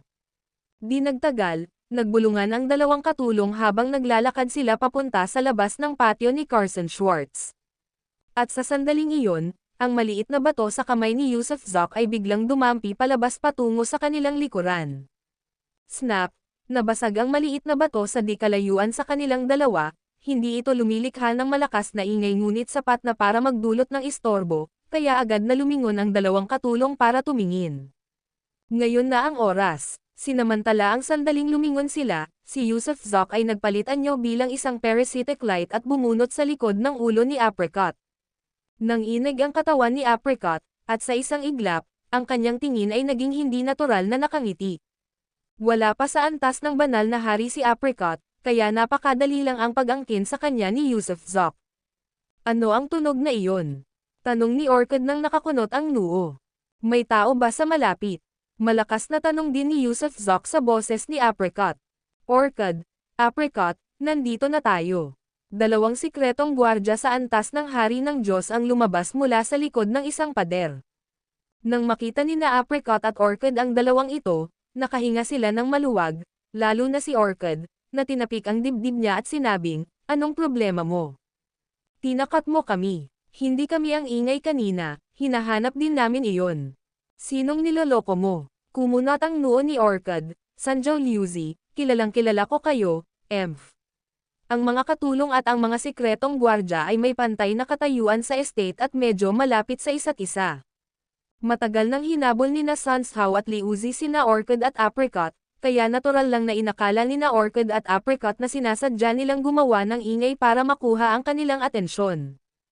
Hindi naman talaga ako yan, gusto sanang makipagtalo ni Sans Hao, pero agad siyang pinutol ni Apricot, na sa totoo lang ay si Yusuf Zok. Sige, sige. Naiintindihan namin, kung hindi ikaw yan, malamang pusa o aso yan. Kailangan pa rin nating mahanap ang ating naiwan. Sige, umalis na kayo, lumayo kayo sa amin." Pagtataboy sa kanila ni Orchid. Walang nagawa sina Sans Hao at Liuzi kundi ang magtago muli sa likod ng pader. Pagkatapos ay nagpatuloy si Orchid, "Iniisip ko kung isusuot ito ng binibini, Apricot." Sa oras na ito, may hawak silang mga bagong damit at bota, tila damit pang kasal. Kung isusuot niya man o hindi, responsibilidad na ng binibini, kailangan lang naming ihatid ito. Pagkasabi nito, agad na kumatok si Yusuf Zok sa pinto ng patio ni Carson Schwartz. Gayunpaman, nang magsimulang tumunog ang pinto ng patio, biglang narinig ang boses ni Carson Schwartz, "Apricot, ipasok mo ang mga damit." Tila alam na alam niya ang lahat ng nangyari sa labas. Malinaw na ang pagtatalo sa pagitan ni na Apricot at Lan, kasama si San Mao at ang kanyang mga kapatid, ay nakapagpa-alerto kay Carson Schwartz, kaya naman alam niyang nasa labas sila ng pinto. Dinilaan ni Lan ang kanyang dila, saka iniabot ang batang hawak niya kay Yusuf Zok. Kinuha ni Yusuf Zok ang mga damit at bota at naglakad papunta sa looban. May liwanag sa silid ni Carson Schwartz, at maririnig ang tunog ng pagtalsik ng tubig. Sa sandaling ito, napakunot ang noo ni Yusuf Zok isang pagkakataon nga naman. Naliligo ba talaga si Carson Schwartz? Binibini, ipasok ko na po ba ang mga damit at sapatos? Nakatayo si Yusuf Zok sa labas ng pinto at pumasok. Naku po, bakit ngayon pa? Dahil nandito ka, tulungan mo akong kuskusin ang likod ko. Ah, natulala si Yusuf Zok, may kinalaman pa ba sa pagkuskus ng likod? Para saan ka nag-ing? Anong meron sa'yo ngayon? Bilisan mo at pumasok ka na, katatapos ko lang mag-cultivate, ang dumi-dumi ng katawan ko. Pagmamakaawa ni Carson Schwartz. Sige, paparating na, paparating na. Nang medyo nahirapan, itinulak ni Yusuf Zok ang pinto at pumasok. Napuno ang silid ng mabangong amoy. Nakaupo si Carson Schwartz sa bathtub, nakalantad ang kalahati ng kanyang mga balikat. Ang batya ay may mga sariwang talulot ng bulaklak, at ang kanyang mukha ay namumula ng maganda at kaakit-akit. Sumulyap lamang si Yusuf Zok sa kanya saglit bago naglakas loob na huwag nang tumingin pa. Nagkunwari siyang inilapag ang mga damit at sapatos bago maingat na lumapit kay Carson Schwartz na may dalang tuwalya, nanginginig ang kamay habang sinimulang panasan ang likod nito. "Inutusan ka ba ni Papa na ihatid ito? Isusuot ba ito para sa malaking kasal?" Tanong ni Carson Schwartz. "Oo." Walang emosyong sagot ni Yusuf Zok. Hay nako, biglang bumantong hininga si Carson Schwartz. Hindi alam ni Yusuf Zok kung ano ang pinagbubuntong hininga ng babae, patuloy lang siya sa pagpunas. Gayunpaman, ramdam din niya ang pagbilis ng tibok ng kanyang puso, ang bango na pumupuno sa kanyang ilong at ang malapit na pagdampi sa balat ni Carson Schwartz ay nagpapahirap sa kanya na hindi mag-react, isang normal na reaksyon. "Tulungan mo rin akong kuskusin ang harapan." Kasabay ng isang whoosh, tumayo si Carson Schwartz, at hiniling kay Yusuf Zok na tumulong sa pagkuskus ng harapan niya. Nakatitig lang si Yusuf Zok, parang automatikong nagsisimulang magkuskus. "Anong problema mo? Bakit wala ka sa sarili dyan? Binubuli ka ba ni San Mao at ng mga kapatid niya?" Naramdaman ni Carson Schwartz na may kakaiba. Gayunpaman, habang sinasabi iyon, itinaas din niya ang kanyang binti at inilagay ito sa bathtub. Hiniling kay Yusuf Zok na tulungan siyang kuskusin ang panloob na bahagi ng kanyang hita. Nanginginig ang kamay ni Yusuf Zok, dahan-dahang inaabot ang panloob na bahagi ng hita niya, Ngunit sa sandaling ito ay hindi niya namalayan na dumudugo na pala ng husto ang ilong niya. Ah, bakit dumudugo ang ilong mo? Nakita ni Carson Schwartz ang dugo, na labis niyang ikinagulat. Ah, may dugo ba? Talaga. Pinunasan ni Yusuf Zoc gamit ang kanyang manggas, at nababalutan ng dugo ang buong mukha niya. Kadiri. Nang makita ang dugo sa buong mukha niya, hindi napigilan ni Yusuf Zoc ang magmura ng malakas. Ah, pagkatapos niyang magmura, agad niya itong pinagsisihan dahil ang sumpang iyon ay sa sarili niyang boses. Pagkatapos, natigilan din si Carson Schwartz sa kanyang kinatatayuan, nakatingin kay Yusuf Zoc ng may gulat na ekspresyon. Tapos na ako sa pagpapanggap, Miss Carson, hindi ko naman talaga sinasadya, huwag ka namang sumigaw, ha? Nagsalita si Yusuf Zoc nang hindi ipinapakita ang sarili, pero ang boses niya ay halatang kanya. Sa wakas ay napasigaw si Carson Schwartz, na parang nakatapak ng kalaykay, walang magawa siyang nagpagulong-gulong sa bathtub. Ang video na ito ay edited by Urban Storytelling. Kabanata 1417 Ikaw lamang ang karapat-dapat sa akin, Binibini, Sister Shing, anong nangyari, anong nangyari? Hindi narinig ng mga nasa malayo ang sigaw ni Carson Schwartz, ngunit narinig ito ng malakas at malinaw ni Lan, na nakatayo sa may pangunahing gate. Kaya, nagulat siya at agad na kumatok sa pinto para magtanong kung anong nangyari. Wala to. Mabilis na sigaw ni Yusuf Zoc pabalik sa pinto, saka tumakbo papunta sa tabi ni Carson ng 3 hakbang, niyakap siya mula sa likuran habang ang kabilang kamay naman ay nakatikip sa bibig niya. Ma'am, kakagatin kita hanggang mamatay. Kahit isa siyang Superior Divine Master, hindi siya lumaban ng marahas. Sa kabaligtaran, tulad ng isang batang babae, kinagat niya lang ang mga daliri ni Yusuf Zoc. Paf! Napakagat siya ng napakalakas kaya agad na damyugo ang daliri ni Yusuf Zoc. Gayunpaman, hindi man lang yumagal si Yusuf Zoc, bumulong lang ito sa tainga nito, Lola, ate, tumigil ka na sa pagsigaw, ha? Hindi ko sinasadya, sino ba naman ang mag-aakala na naliligo ka? Ikaw ang nagpapasok sa akin, at nagutos na panasan ko. Ma'am, kung hindi binanggit ni Yusuf Zoc, hindi sana ito naging malaking problema, pero nang sabihin niya iyon, gusto na lang ni Carson Schwartz na humanap ng siwang sa lupa na mapagsusuksukan, at mas lalong humigpit ang kapit niya sa bibig nito. Uy, malapit na akong mabalian ng balahibo. Ang sakit talaga ni Yusuf Zoc, ang mga daliri naman ay konektado sa puso. Kahit na maaaring tumubo muli ang mga daliri kong mabali, masakit pa rin ito. Nang marinig ni Carson Schwartz na sinasabi ni Yusuf Zoc na masakit, biglang binitawan niya ang daliri nito, pero pagkatapos ay ikinumpas niya ang kanyang maliliit na kamao, sumuntok ng malakas habang sumisigaw, ikaw na basura, paano ako makakaharap ng mga tao ngayon? Tumigil ka sa pananakit, tinatamaan mo ang katawan ni Shing, at hindi mo ako matatamaan kahit sirain mo pa ito. Ilalabas ko muna siya. Hintayin mo lang ako. Hindi na hinintay pang magsalita si Carson, diretsyong tumakbo palabas ng kwarto si Yusuf Zoc, pagkatapos, kasabay ng kislap ng liwanag ng mga parasitiko, nilisan niya ang bangkay at mabilis na pumasok sa isa pang kwarto. Nang inag ang buong katawan ni Ember, pagkatapos ay nalilitong tumingin siya sa sarili, at pagkatapos ay sa kwarto ng batang Binibini. Bumalik ka na at magpahinga, ayos na ang lahat. Walang sino man ang maaaring lumapit dito nang walang utos ko. Malamig na sabi ni Carson. Opo, Binibini. Tumingin si Ember sa kaliwat kanan, wala siyang napansing mali sa sarili, pero tila hindi niya maalala ang nangyari. Anong nangyari? Naglakad siya palabas na parang nagtataka. Ikaw na bastos na Angus, anong ginagawa mo rito? Hindi ka pa rin nakakarating sa Divine Lord Realm. Sa sandaling iyon, nakayuko pa rin si Carson sa tubig, hindi nangangahas na lumabas, tanging ulo niya lang ang nakikita, at matalim niyang tinitigan si Yusuf Zoc. Namiss lang kita, dumaan lang ako rito, kaya pumunta ako para tingnan ka. Hindi direktang makahingi ng tulong si Yusuf Zoc sa kanya, kung hindi, malamang ay pinalayas na niya ito roon. At tiyak na totoo, pagkasabi noon ni Yusuf Zoc, na mula ang mukha ni Carson, sumimangot siya, at saka nanatiling tahimik. Ubo-ubo, tapos ka na bang maligo? Maghihintay ba ako sa labas? Umubo ng mahina si Yusuf Zok. Bakit lalabas? Sabihin mo nga sa akin na may batik sa katawan ko na hindi mo pa nakikita. Sabi ni Carson na may umiiyak na tono. Labis na napahiya si Yusuf Zok. Tunay nga, nakita na niya ang lahat ngayon, kahit ang mga hindi niya dapat nakita, paano naman hindi siya dudurugin ng ilong. Swoosh! Parang pinipiling maging walang kwenta, pinagdikit ni Carson ang kanyang mga ngipin at muling tumayo. Nagulat si Yusuf Zok at agad na tumalikod.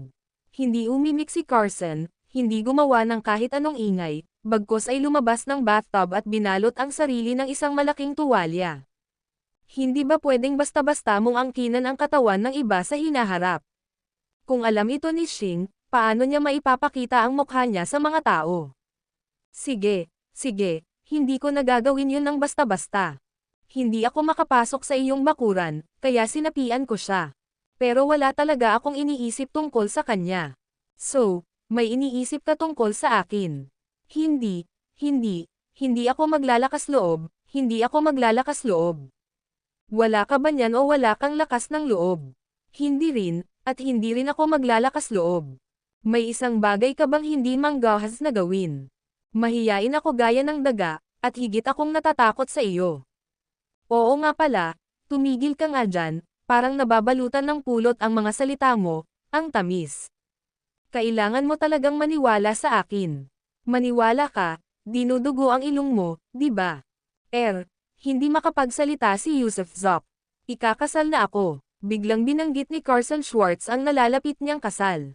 Nabalitaan ko, kaya ako pumunta para makita ka. Nag-alangan si Yusuf Zok sa kalagitnaan ng kanyang pagsasalita. Ayokong magpakasal, pero kailangan, at may naunang kasunduan kami, kapag kasal na, hindi na ako maaaring hawakan ni Mark Watts. Napakababa ng boses ni Carson Schwartz, at medyo malamig ang dating niya nang magsalita. Kung ayaw mong magpakasal, edi huwag. Isa ka ng Superior Divine Master, sino ang makakakontrol sa iyo? Payo ni Yusuf Zok. Hindi naman ganoon, hindi mo naiintindihan. Biglang bumantong hininga si Carson Schwartz. Walang dapat intindihin. Kung ako yan, hindi ako magpapakasal kung ayaw ko. Walang gagana, kahit ang clan, kahit ang mga kasalang pampolitika, kahit para sa hinaharap, lahat ng ito ay kalokohan. Ano pa ba ang mas mahalaga kaysa sa sariling kaligayahan? Pero tumatanda na ako, kung hindi ako mag-aasawa ngayon, hindi ko na kaya. Biglang kumurap si Carson Schwartz at sinabing, tigilan mo na yan, ang hanay ng mga manliligaw mo ay malamang na umaabot mula sa Eternal City hanggang sa Guard City sa Hilagang Kanluran. Sinasabi mo bang hindi ka pwedeng magpakasal? Sino ang niloloko mo? Paf! Natawa si Carson Schwartz kay Yusuf Zok, pagkatapos ay nagpatuloy siya ng may kurap, ikaw, kasama ka rin ba sa pila na iyan? Ahem, umubo si Yusuf Zok ng 2 beses. Para saan yang ubo na yan? Gusto kong malaman. Seryosong sabi ni Carson Schwartz. Sandaling nagtitigan si Yusuf Zok at si Carson Schwartz, pagkatapos mag-isip, sinabi niya, sa tingin ko, kung magpapakasal ka, malamang ako lang ang karapat-dapat sa iyo sa kaharian ng langit. Talaga bang ganoon ang iniisip mo? Mausisang tanong ni Carson Schwartz. Pakiramdam ko lang ay sayang kung pakakasalan mo ang tanggang si Mark, sabi ni Yusuf Zok, habang napakamot sa ulo. Numbskull Mark, tumawa ulit si Carson Schwartz, si Numbskull Mark talaga siya. Sige, may gusto sana akong itanong sa iyo. Naramdaman ni Yusuf Zok na ito na ang tamang sandali, kaya agad niyang sinabi, may inayos ba ang kasal na ito ng 8 mahusay na pamilya na may pakay sa isang tao? Hindi lang basta simpleng kasal, di ba? Siguro may planong pumatay, di ba? Nahulaan mo ba? Tumawa si Carson Schwartz. Pwede mo bang sabihin kung sino iyon? Maingat na tanong ni Yusuf Zok. Isang ahente ng masamang Diyos, na tuma-target sa 32 malalaking nasasakupang angkan. Oh, hininaan ni Yusuf Zok ang tunog. Ano pa bang gusto mong itanong? Magtanong ka lang, sasabihin ko sa iyo ang lahat. Madaling sabi ni Carson Schwartz. Nabalitaan kong kukunin ng kapatid mong si Zoe Schwartz si Melanie Berger ng Berger Clan. Alam ko na si Melanie Berger, nililinang niya ang evil cultivation method, sinisipsop ang asensya ng kalalakihan sa anino at mga katulad nito. Oo, alam namin. Pero hindi niya iyon gagawin pagkatapos niyang ikasal. Isa pa, hindi rin maganda ang pamamaraang nililinang ng kapatid ko, pwede silang magpuno sa isa't isa. Nabalitaan kong ikakasal si Micah Berger sa isang tao sa labas ng 8 dakilang pamilya. Sa wakas ay itinuro ni Yusuf Zoc si Micah Berger. Isa itong babaeng may isang braso na nagngangalang Ember Vance. Siya ay nagmula sa lower realm, nililinang ang isang napaka-espesyal na banal na kasanayan, hindi ang sining ng paglinang sa Diyos. Gayun din, siya ang disipulo na may saradong pintuan ng ninuno ng pamilyang Berger, na siyang pinuno ng pamilyang Berger. Kung gayon, alam mo ba kung nasaan siya? Huminga ng malalim si Yusuf Zoc at nagtanong. Tinaas ni Carson Schwartz ang kanyang mga kilay, alam ko. Nasa loob din siya ng altar ng Diyos, dapat ay lalabas siya bago ang malaking kasal kasama ang iba pa. Bakit mo ito tinatanong? Ako, siya ang babae ko noong nasa lower realm ako. Nagngingit-ngit si Yusuf Zoc habang nagsasalita. Nako, huminga ng malalim si Carson Schwartz, pagkatapos ay biglang ngumiti ng bahagya, at saka tumitig ng diretso kay Yusuf Zoc. Medyo nalitaw si Yusuf Zoc. Nakagat ang ibabang labi at bahagyang nanginginig ang mga braso. Dahan-daang ibinuka ni Carson Schwartz ang kanyang tuwalya, ipinikit ang kanyang mga mata, at sinabing, gusto ko ring maging babae mo, at sa katunayan, ikaw lamang, Yusuf Zoc, ang karapat-dapat sa akin, Carson Schwartz.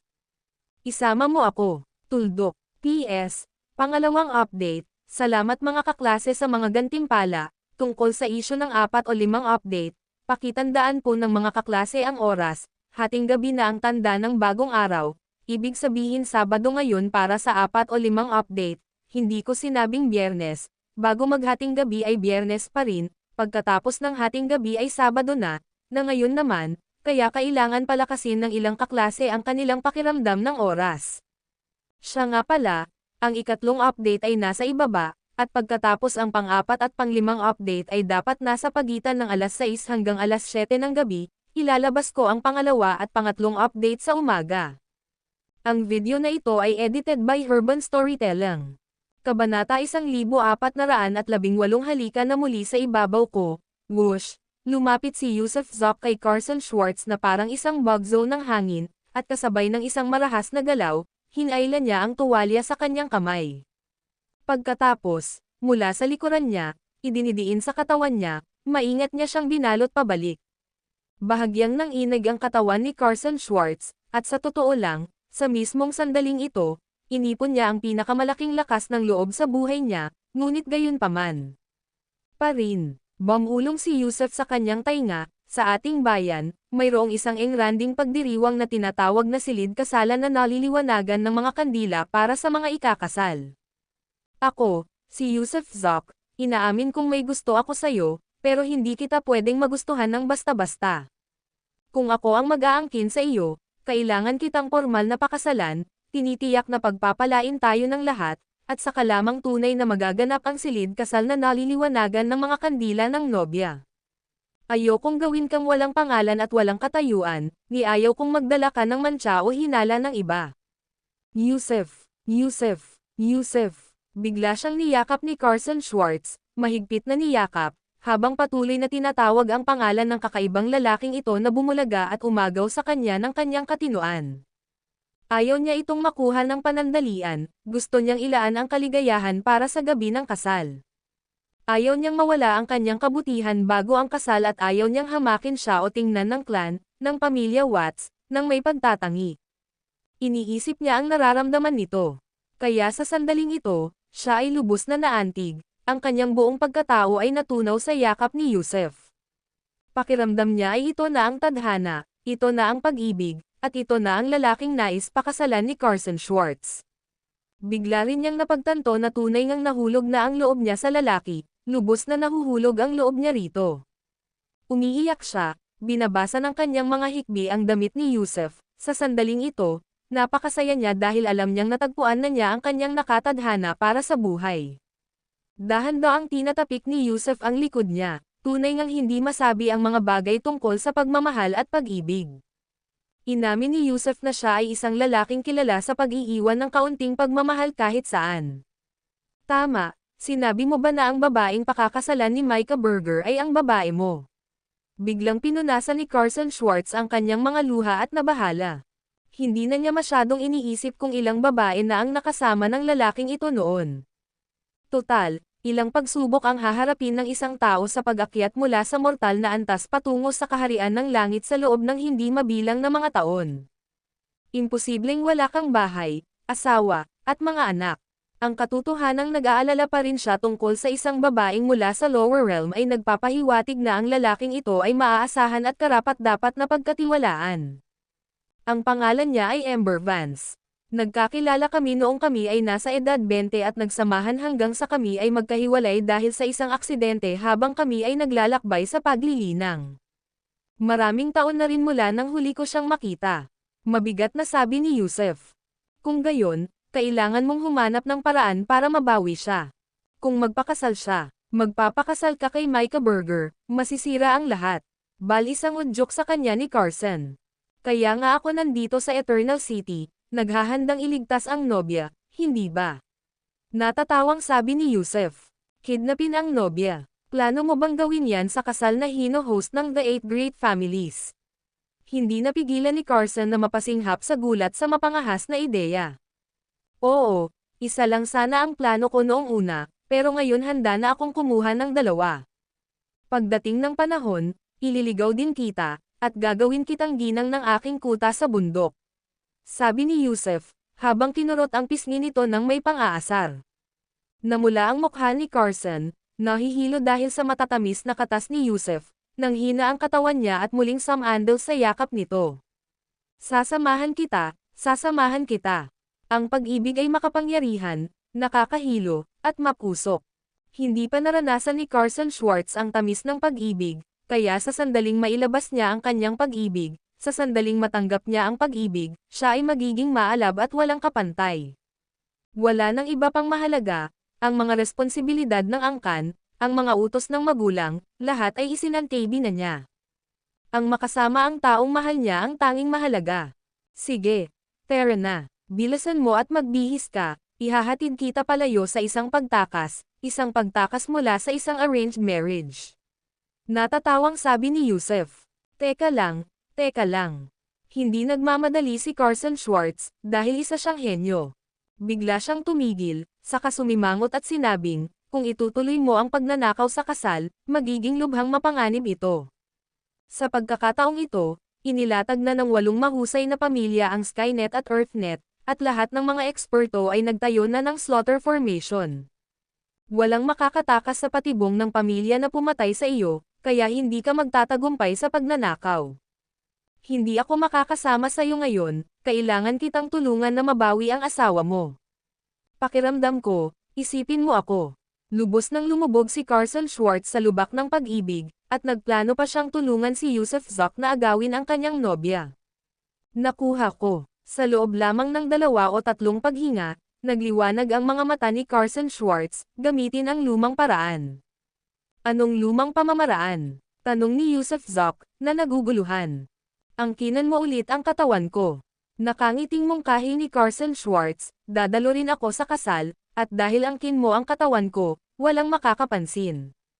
Lalapit ako kay Ember Vance, at kung kinakailangan, sa gitna ng kaguluhan, itataboy ko siya palayo at pagkatapos ay tatakas tayo. Pareho tayong pagkakakilanlan ng nobya, kaya hindi tayo aatakihin ng 8 dakilang pamilya. Sa ganitong paraan, mas malaki ang tsansa nating makatakas. Kapag nakatakas na tayo sa eksena, wala nang hangganan ang langit at wala nang hangganan ang dagat. Hindi, ilalagay ka nito sa panganib. Agad na umiling si Yusef Zoc. Isa akong superior divine master, at kapag nag-fuse tayo, kahit hindi natin sila matalo, makakatakas pa rin tayo, di ba? Kaya, naayos na. Kailangan mong makinig sa akin tungkol dito, at para sa lahat ng iba pa, makikinig ako sa iyo. Natulala siyang tinitigan ni Yusef Zoc, habang kumikislap naman ang tingin nito sa kanya. Sa sandaling iyon, nagtagpo ang kanilang mga puso, at pareho silang nakaramdam ng matinding kaba. Natural, hinayla siya ni Yusef Zoc paarap sa kanya, at niyakap din siya nito pabalik. Pagkatapos, sa gitna ng kanyang kaba, hindi maipaliwanag na pananabik, at kaunting pag-aalangan, sila ay naghalikan. Parang isang pagyanig ng kuryente, isang tamis at kagandahan na hindi pa niya naranasan sa buhay, bumibilis ang tibok ng kanyang puso, nagpapakalimot sa kanya ng lahat, at gusto na lang sumanib sa kahangahangang sensasyon na nasa kaibuturan ng kanyang mga buto. Natunaw siya, at sa gitna ng mga halik, nablangko ang kanyang isipan. Marahil ay medyo masyadong masigla ang kanilang mga galaw, o medyo napakalakas ng galaw, tahimik na natanggal ang kanyang tuwalya, at tiyak na hindi kumikilos ang malikot na mga kamay ni Yusuf Zok. Sa ilalim ng kanyang mga pagsulong, nag-init ang kanyang buong katawan, walang tigil sa paghingal, lubos na nalilito, ayaw imulat ang kanyang mga mata, ayaw bumitaw, gusto lang gawing panghabang buhay ang sandaling ito. Siyempre, hindi naman samobra ang ginawa ni Yusuf Zok. Napagkasundoan nilang maghintay hanggang sa gabi ng kasal, kaya huminto sila sa tamang sandali. Nag-aatubili siyang humiwalay, nahihiyang tumalikod din siya at dali-daling sumigaw, "Huwag mo akong tingnan, huwag mo akong tingnan." Naging emosyonal siya ngayon lang, kaya naman gusot na gusot ang kanyang katawan, halos mamatay na sa kahihiyan ng mga sandaling iyon. Kaya, sa sandaling tumalikod siya, tumalon siya pabalik sa bathtub. Tumawa lang si Yusuf Zok. Minana ng babaeng ito ang kapangyarihan ng dakilang Yu, na parang tubig, at taglay pa nga niya ang isang pang-akit na mahirap tanggihan. "Huwag tayong umalis ngayon, sumanib ka na sa katawan ko ngayon." Habang nakaupo sa bathtub, kumurap siya at sinabing, "Ayos lang iyan, pero iwanan mo na lang ito sa labas." Sa isang pag-iling ng kanyang kamay, inilabas ni Yusuf Zok ang God Bow of Shooting the Sun at ang 9 Arrow of God Dragon. Ang palasong ito ay may napakalaking kapangyarihan. "Natatakot akong walang superior divine master ang makakatagal kung babarilan mo yan. Pero ang panang ito ay para lamang sa malayong distansya. Huwag mong hayaang makalapit sa iyo ang kaaway. Pagdating ng panahon, ikaw. Ayoko niyan." Bago pa matapos magsalita si Yusuf Zok, agad na umiling si Carson Schwartz, "Mayroon akong 2 likas na espiritual na kayamanan. Dapat mong itago ito para sa iyong sarili. Kung sakaling may emergency, pwede kang lumabas at tulungan akong itaboy sila, at sama-sama nating lalabanan ang kaaway." Ang video na ito ay edited by Urban Storytelling. Kabanata 1419 na mahilig ang mga iskolar sa pambabula sa gabi, ang liwanag ng mga bituin ay nagre-refract. Nakapatay ang mga ilaw sa looban ni Carson Schwartz, at siya ay nakahiga sa kama sa ilalim ng kumot. Sa sandaling ito, ang buong katawan niya ay tensyonado, ang kanyang mga kamay ay nakahawak sa mga sulok ng kumot, nakatingin sa kisame ng may malabo at nalilitong mga mata. "Anong ginagawa mo?" bulong niya. "Binabantayan kita," sagot ni Yusuf Zok. Namula ang mukha ni Carson Schwartz, "Nakapasok ka na sa katawan ko, ano pa ang makikita?" Sa katunayan, sa mismong sandaling ito, si Yusuf Zok ay nagpalit ng anyo bilang liwanag ng mga parasitiko at lumubog sa kaluluwa ni Carson Schwartz. Kaya, sa loob ng kanyang katawan ay nagkukubli ang isang halimaw, isang lalaking nilalang na handang sumunggab anumang oras. Sa totoo lang, kahit alam niyang wala siyang sikreto rito, namula pa rin ang mukha niya. Total, isa siyang babaeng walang asawa, hindi isang babaeng may asawa, kaya medyo kinakabahan siya.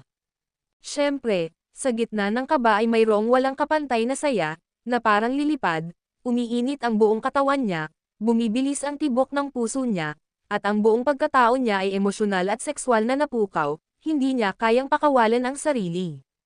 May mga taong hindi kakailanman mag-asawa, at isa ka sa mga taong iyon. Kahanga-hanga ang katatagan ng pagpipigil sa sarili ni Yusuf Zok. Bago pa man matanggap ni Carson Schwartz ang mana ng divine skills, isa na siyang tunay na hiyas pagdating sa pangangatawan, hitsura, balat, at iba pa, maihahambing sa isang namumulaklak na bulaklak o sa kagandahan ng buwan, sadyang nakakabighani.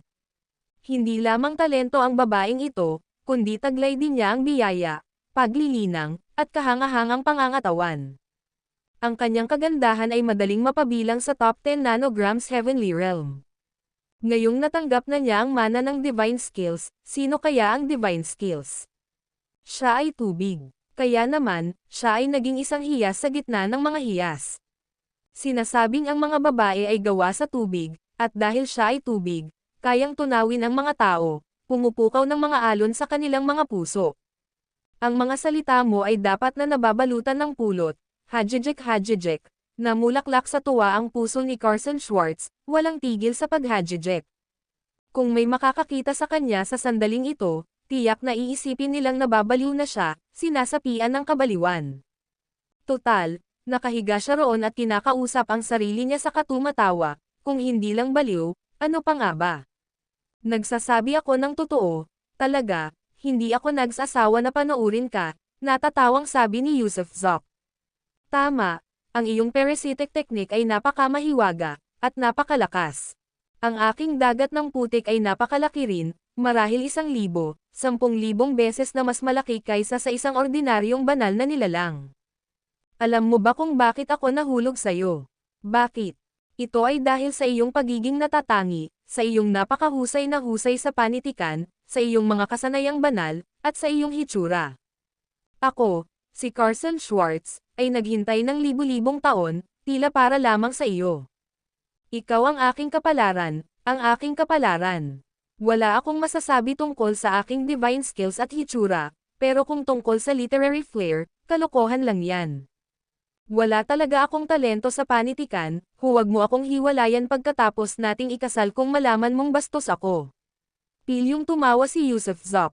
Sino ba ang nagsabing hindi maaaring maging talentado ang isang bastos? Nako, dapat kang sumulat ng tula ngayon, seryoso, hindi limerick, o hindi kita papatulugan. Mapang-akit na tanong ni Carson Schwartz. Hindi ako marunong magsulat ng makata sige, magsusulat ako ng tula. Sa simula ay gusto sanang sabihin ni Yusuf Zok na hindi niya kaya, ngunit agad siyang sumuko nang makitang hamina ang loob ni Carson Schwartz. Pakiramdam din niya ay wala siyang magawa. Nako, ang pagpapakasal sa isang babaeng mahilig bumigkas at tumugma ng mga talata ay nangangahulugan na kailangan niyang magpakasasa sa mga eleganteng gawain at gumamit ng mga tula para maakit ito. Sumulat ng tula, hindi niya talaga kaya, pero kung hindi niya kaya, kaya rin ng iba. Maaari lang niyang kopyahin ang isang tulang natutunan niya. Pag-iisipan ko, nagsimulang mag-isip si Yusuf Zok sa mga naalala niya. Hindi siya minadali ni Carson Schwartz, dahil naunawaan niya na ang tula ay nangangailangan ng isang inspiradong kalooban upang maipahayag ito. Pagkatapos maghintay ng humigit kumulang 2 o 3 minuto, sa wakas ay nagsalita si Yusuf Zok. Ang mga manipis na ulap ay naglalaro sa kinang, ang mga lumilipad na bituin ay naghahatid ng sama ng loob. Anong tula ito? Sandaling naguluhan si Carson Schwartz. Ang mga manipis na ulap ay naglalaro sa kinang, ang mga lumilipad na bituin ay naghahatid ng sama ng loob. Tila kakaiba ang atmosfera ng tulang ito. Gayunpaman, hindi niya ito ipinahayag kundi hinintay na magpatuloy si Yusuf Zok. Nagpatuloy si Yusuf Zok. Ang Milky Way ay malayo, tahimik na tinatahak. Kapag ang gininto ang hangin ay nagtatagpo sa hamog ng jade, ang isang pagkikita ay higit pa sa hindi mabilang sa kalangitan. Napakagandang tula, kasabay ng isang iglap, tumalon si Carson Schwartz mula sa kama bago pa matapos si Yusuf Zok. Hindi siya nakabihis, kaya sa sandaling bumangon siya, lahat ng dapat niyang itago ay nabunyag. Kahangahangang tula, kahangahangang tula. Kapag ang gininto ang hangin ay sumasalubong sa hamog ng jade, ang isang pagkikita ay higit pa sa hindi mabilang sa kalangitan. Yusuf Zok, Yusuf Zok, Yusuf Zok. Naantig na naman ang kanyang damdamin, nanginginig sa tuwa. Hindi pa ako tapos, hintayin mong matapos ako. Nagpatuloy si Yusuf Zok, magiliw na damdamin na parang tubig, ang takdang panahon na parang panaginip, at ubiling sumulyap sa tulay ng magpay pauwi. Kung ang dalawang puso ay matagal nang nagmamahalan, paano sila magiging halos pang umaga at panggabi lang? Wuhuu! Wuhuu! Biglang umiyak si Carson Schwartz, ang kahulugan ng tula ang nagpaiyak sa kanya. Ang ganitong mga quatrain ay tunay ngang walang kapantay. Kung ikukumpara sa mga tulang isinulat niya dati, parang pagkukumpara nito sa langit at lupa. Ubo-ubo-ubo, ubo-ubo-ubo, ubo ni Yusuf Zok. Nako! Kinopya niya pala ang tula, nakalimutan pa nga niya kung sino ang orihinal na autor, pero sikat nga pala ang tula, kaya malinaw niya itong natatandaan. Wow, maaari ko bang isama ang tulang ito sa aking koleksyon? Matapos umiyak ng ilang sandali, nagtanong si Carson Schwartz. Siyempre, pwede, pirmahan mo lang gamit ang pangalan mo. Bukas palad na sabi ni Yusuf Zoc. Hindi, gusto ko lang itong isama sa aking koleksyon ng mga tula, pero ikaw ang pipirmahan. Gusto ko itong i-record at gawin itong isang class eco na maipapasa sa mga henerasyon. Sige, gawin mo ang gusto mo. Walang dahilan para hindi pumayag si Yusuf Zoc. Kung gayon, tulungan mo akong magsulat ng isa pang tula, kasama na ang impresyon mo sa akin, ang impresyon mo sa akin. Na naman, medyo natigilan si Yusuf Zoc. Kailangan ng tula para mapasaya ang molditang ito, masyadong nakakapagod. Kung hindi, magagalit ako. Ayaw mo bang magsulat ng tula para sa akin? Sabi nila, ang mga babaeng umiibig daw ay nahuhumaling, nababaliw pa nga, at sa ngayon ay tila medyo sinapian si Carson Schwartz. Sige, magsusulat ako. Muling pinagalitan ni Yusuf Zoc ang isip, pero pagkatapos ng mahabang pagpupumilit, wala na siyang matandaan, isa nga siyang masungit na tao, paano niya natatandaan ang napakaraming talata, lalo na iyong mga pumupuri sa kanya, napakahirap talaga. Anong problema? Wala ka bang kahit anong impresyon sa akin?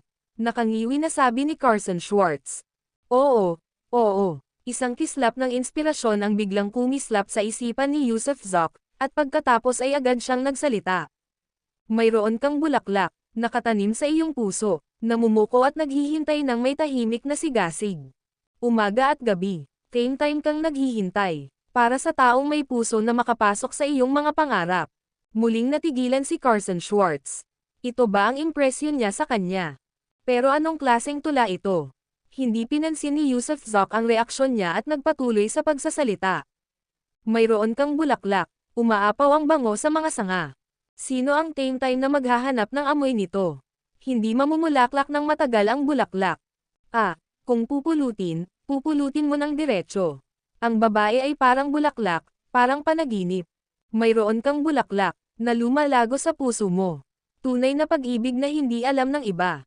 Natabunan na ng mga damo ang gilid ng burol. Ang nag-iisang paghanga ang siyang pinakamalalim na kalungkutan. Phew, umiling si Carson Schwartz mula ulo hanggang paa, ang tulang ito. Hindi ba't siya mismo iyon bago niya nakilala si Yusuf Zoc? Siya ang babaeng bulaklak na iyon, hindi nakikilala ng iba, puro ligaw na damo lang ang nakikita niya sa lahat ng dako, ngunit tanging sarili niya lang sa kalungkutan ang kanyang naiisip. Kaya pala, ikaw pala ang pinakanakakaintindi sa akin sa mundong ito. Muling sigaw ni Carson Schwartz, bigla niyang napagtanto, ang pagkikita niya rito ay isang banal na kaayusan, ang tanging tao sa mundong ito na nakakaintindi sa kanya ay ang lalaking minahal niya. Nanatiling tahimik si Yusuf Zoc, ang binigkas niya ay hindi talaga isang tula kundi isang kantang narinig niya, ang babaeng bulaklak, bagamat may ilang mga salita siyang binago. Sa puso ko, ikaw ang babaeng bulaklak na iyon. Sa huli, nagdagdag si Yusuf Zoc ng isa pang linya, matamis na pananalita, na humihikayat tungo sa kaligayahan. Siyempre, nang sandaling iyon ay nanalangin din siya na sana'y wala ng kasuklam-suklam na pagsulat ng tula, nakakapagod talaga, halos nakamamatay ang paggawa ng tula. Yusuf Zoc, pwede ka bang lumabas at hawakan ako? Sa puntong ito, natulala na si Carson Schwartz. Sa pamamagitan ng dalawang tula, ganap na nasakop ni Yusuf Zoc ang kanyang puso, at sa sandaling ito, kung hihilingin sa kanya ni Yusuf Zoc na labanan ang 8 dakilang pamilya, malamang ay gagawin niya ito ng walang pag-aalinlangan.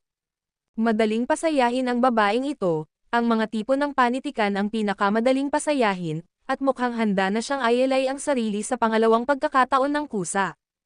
Ang video na ito ay edited by Herban Storytelling. Kabanata 1420.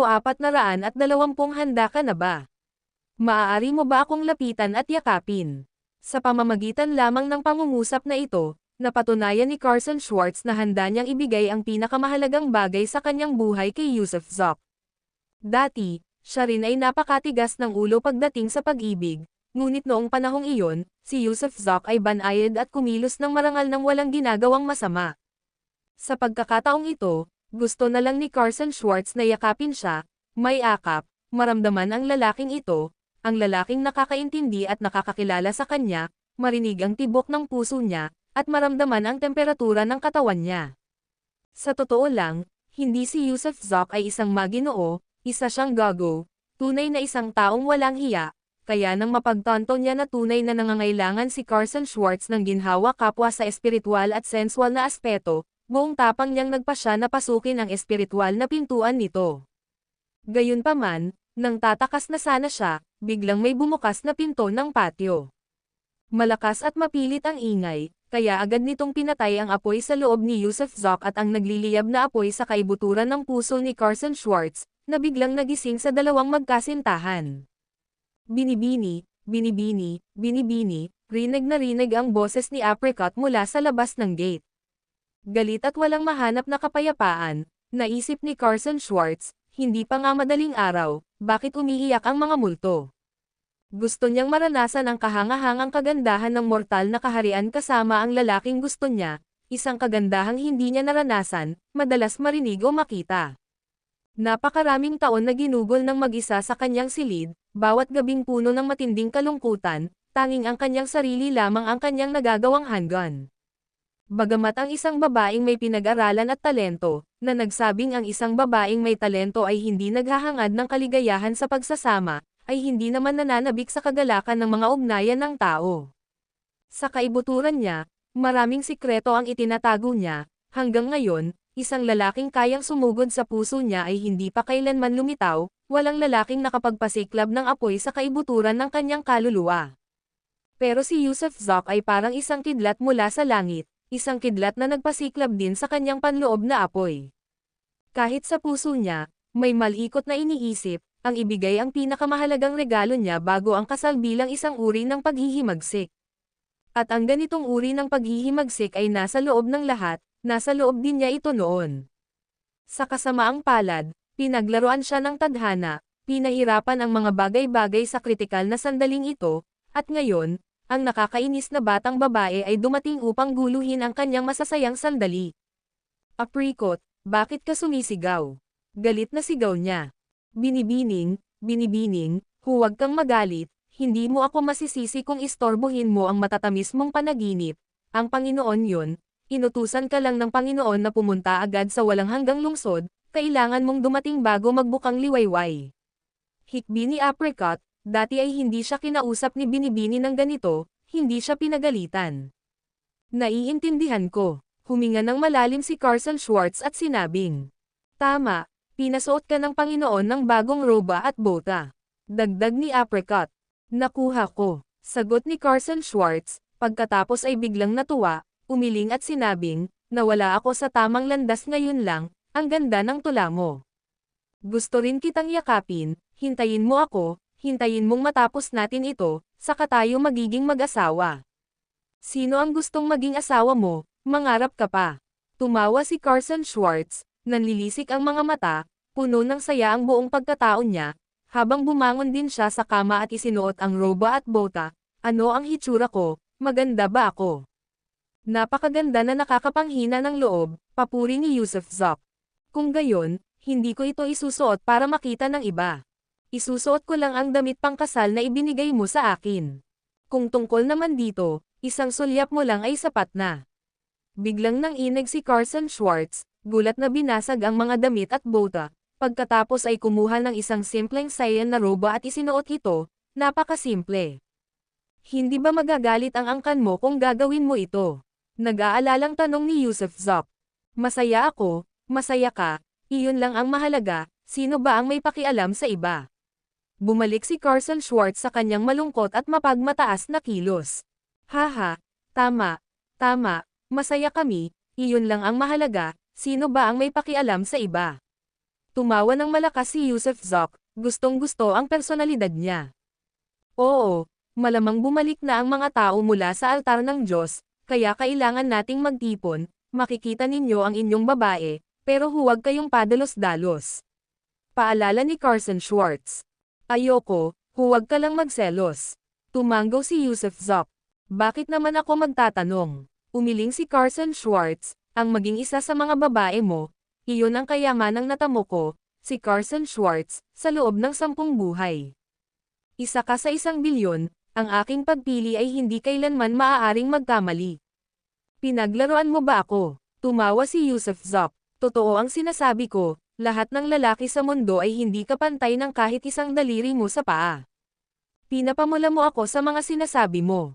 Tara na, umalis na tayo, at tulungan ninyo ang aking lalaki na agawin ang kanyang babae. Lumabas si Carson Schwartz ng silid ng may masiglang paghakbang. Natuwa si Yusuf Zok, dahil natuklasan niyang kaaya-aya si Carson Schwartz at pumapayag sa kanyang mga kagustuhan. Wow! Paglabas nila ng gate ng patio, naroon sina Apricot at Orchid, agad na yumuko nang makitang lumabas ang kanilang amo. Tuwang-tuwa si Carson Schwartz sa loob-loob niya, ngunit nakatitig pa rin sa dalawang katulong bago ipinitik ang kanyang daliri. Biglang isang asol na liwanag ang kurbadong parang kalahating bilog sa lupa sa kanyang paanan, mabilis na lumawak hanggang sa labas ng Eternal City. Sa isang kisap mata, ang asol na liwanag ay naging yelo, at pagkatapos ay bumuo ng isang arko na asol na tulay na may yelo, at si Carson Schwartz, na may kaunting kislap ng kanyang roba, ay eleganteng naglakad papunta rito.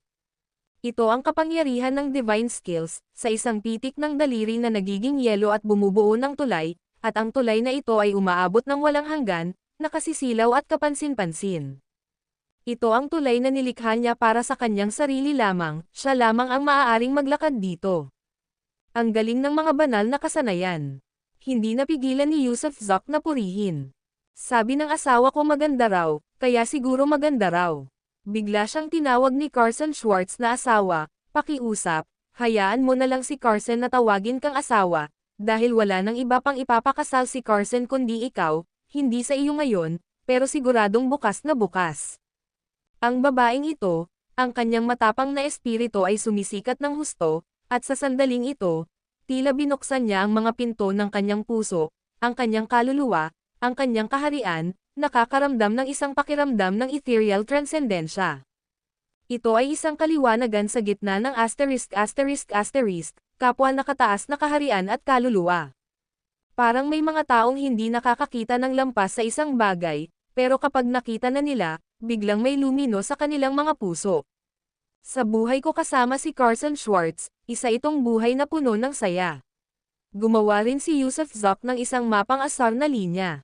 Haha, humakbang pasulong si Carson Schwartz, bawat hakbang ay sumasaklaw sa 10,000 milya, na umaabot sa labas ng Eternal City sa loob lamang ng 100 hakbang. At ng mga sandaling iyon, madaling araw na, at maraming tao sa labas ng lungsod ang nakakita kay Carson Schwartz na papalapit sa yelo, ang kanyang estilo ay walang kapantay. Ang numero 1 babaeng may talento sa kaharian ng langit, masigla at may mataas na sigla. Napakahusay ni Binibining Carson. Napakahusay ni Binibining Carson. Napakahusay ng divine skills ni Miss Carson. Sa tarangkahan ng lungsod, maraming banal na mamamayan ang malakas na pumuri sa kanya, at si Carson Schwartz, na may kilos na ikinukuyom ang kanyang kamao, ay pumasok sa tarangkahan ng lungsod. At habang humahakbang siya pasulong, tila nabubuo ang mga alon sa ilalim ng kanyang mga paa, siya mismo ay hindi gumagalaw, kundi ang mabilis na dinadala siya ng mga alon patungo sa direksyon ng Eternal Hall. Ikinagulat ng maraming tao ang tagpong ito, maging si Yusuf Zok ay napanganga sa gulat. Sa mga alamat, ang ilan ay lumilikha ng lotus sa bawat hakbang, ngunit siya, si Carson Schwartz, ay nagpakita ng mga banal na kasanayan sa bawat hakbang, bawat isa ay isang bagong pagpapakita ng kapangyarihan. Dumagundong ang mga alon sa ilalim ng kanyang mga paa, walang humpay siyang itinutulak pasulong, na parang tinutulungan ng langit, kaya naman ang tanawin ay talagang kahanga-hanga. Bagamat hindi pinapayagan ang paglipad sa Eternal City, ang kanyang bilis ay higit pa sa paglipad. Asawa, handa ka na ba? Bago pa man makarating sa Eternal Hall, malumanay na tanong ni Carson Schwartz. Sumagot si Yusuf Zok, laging handa.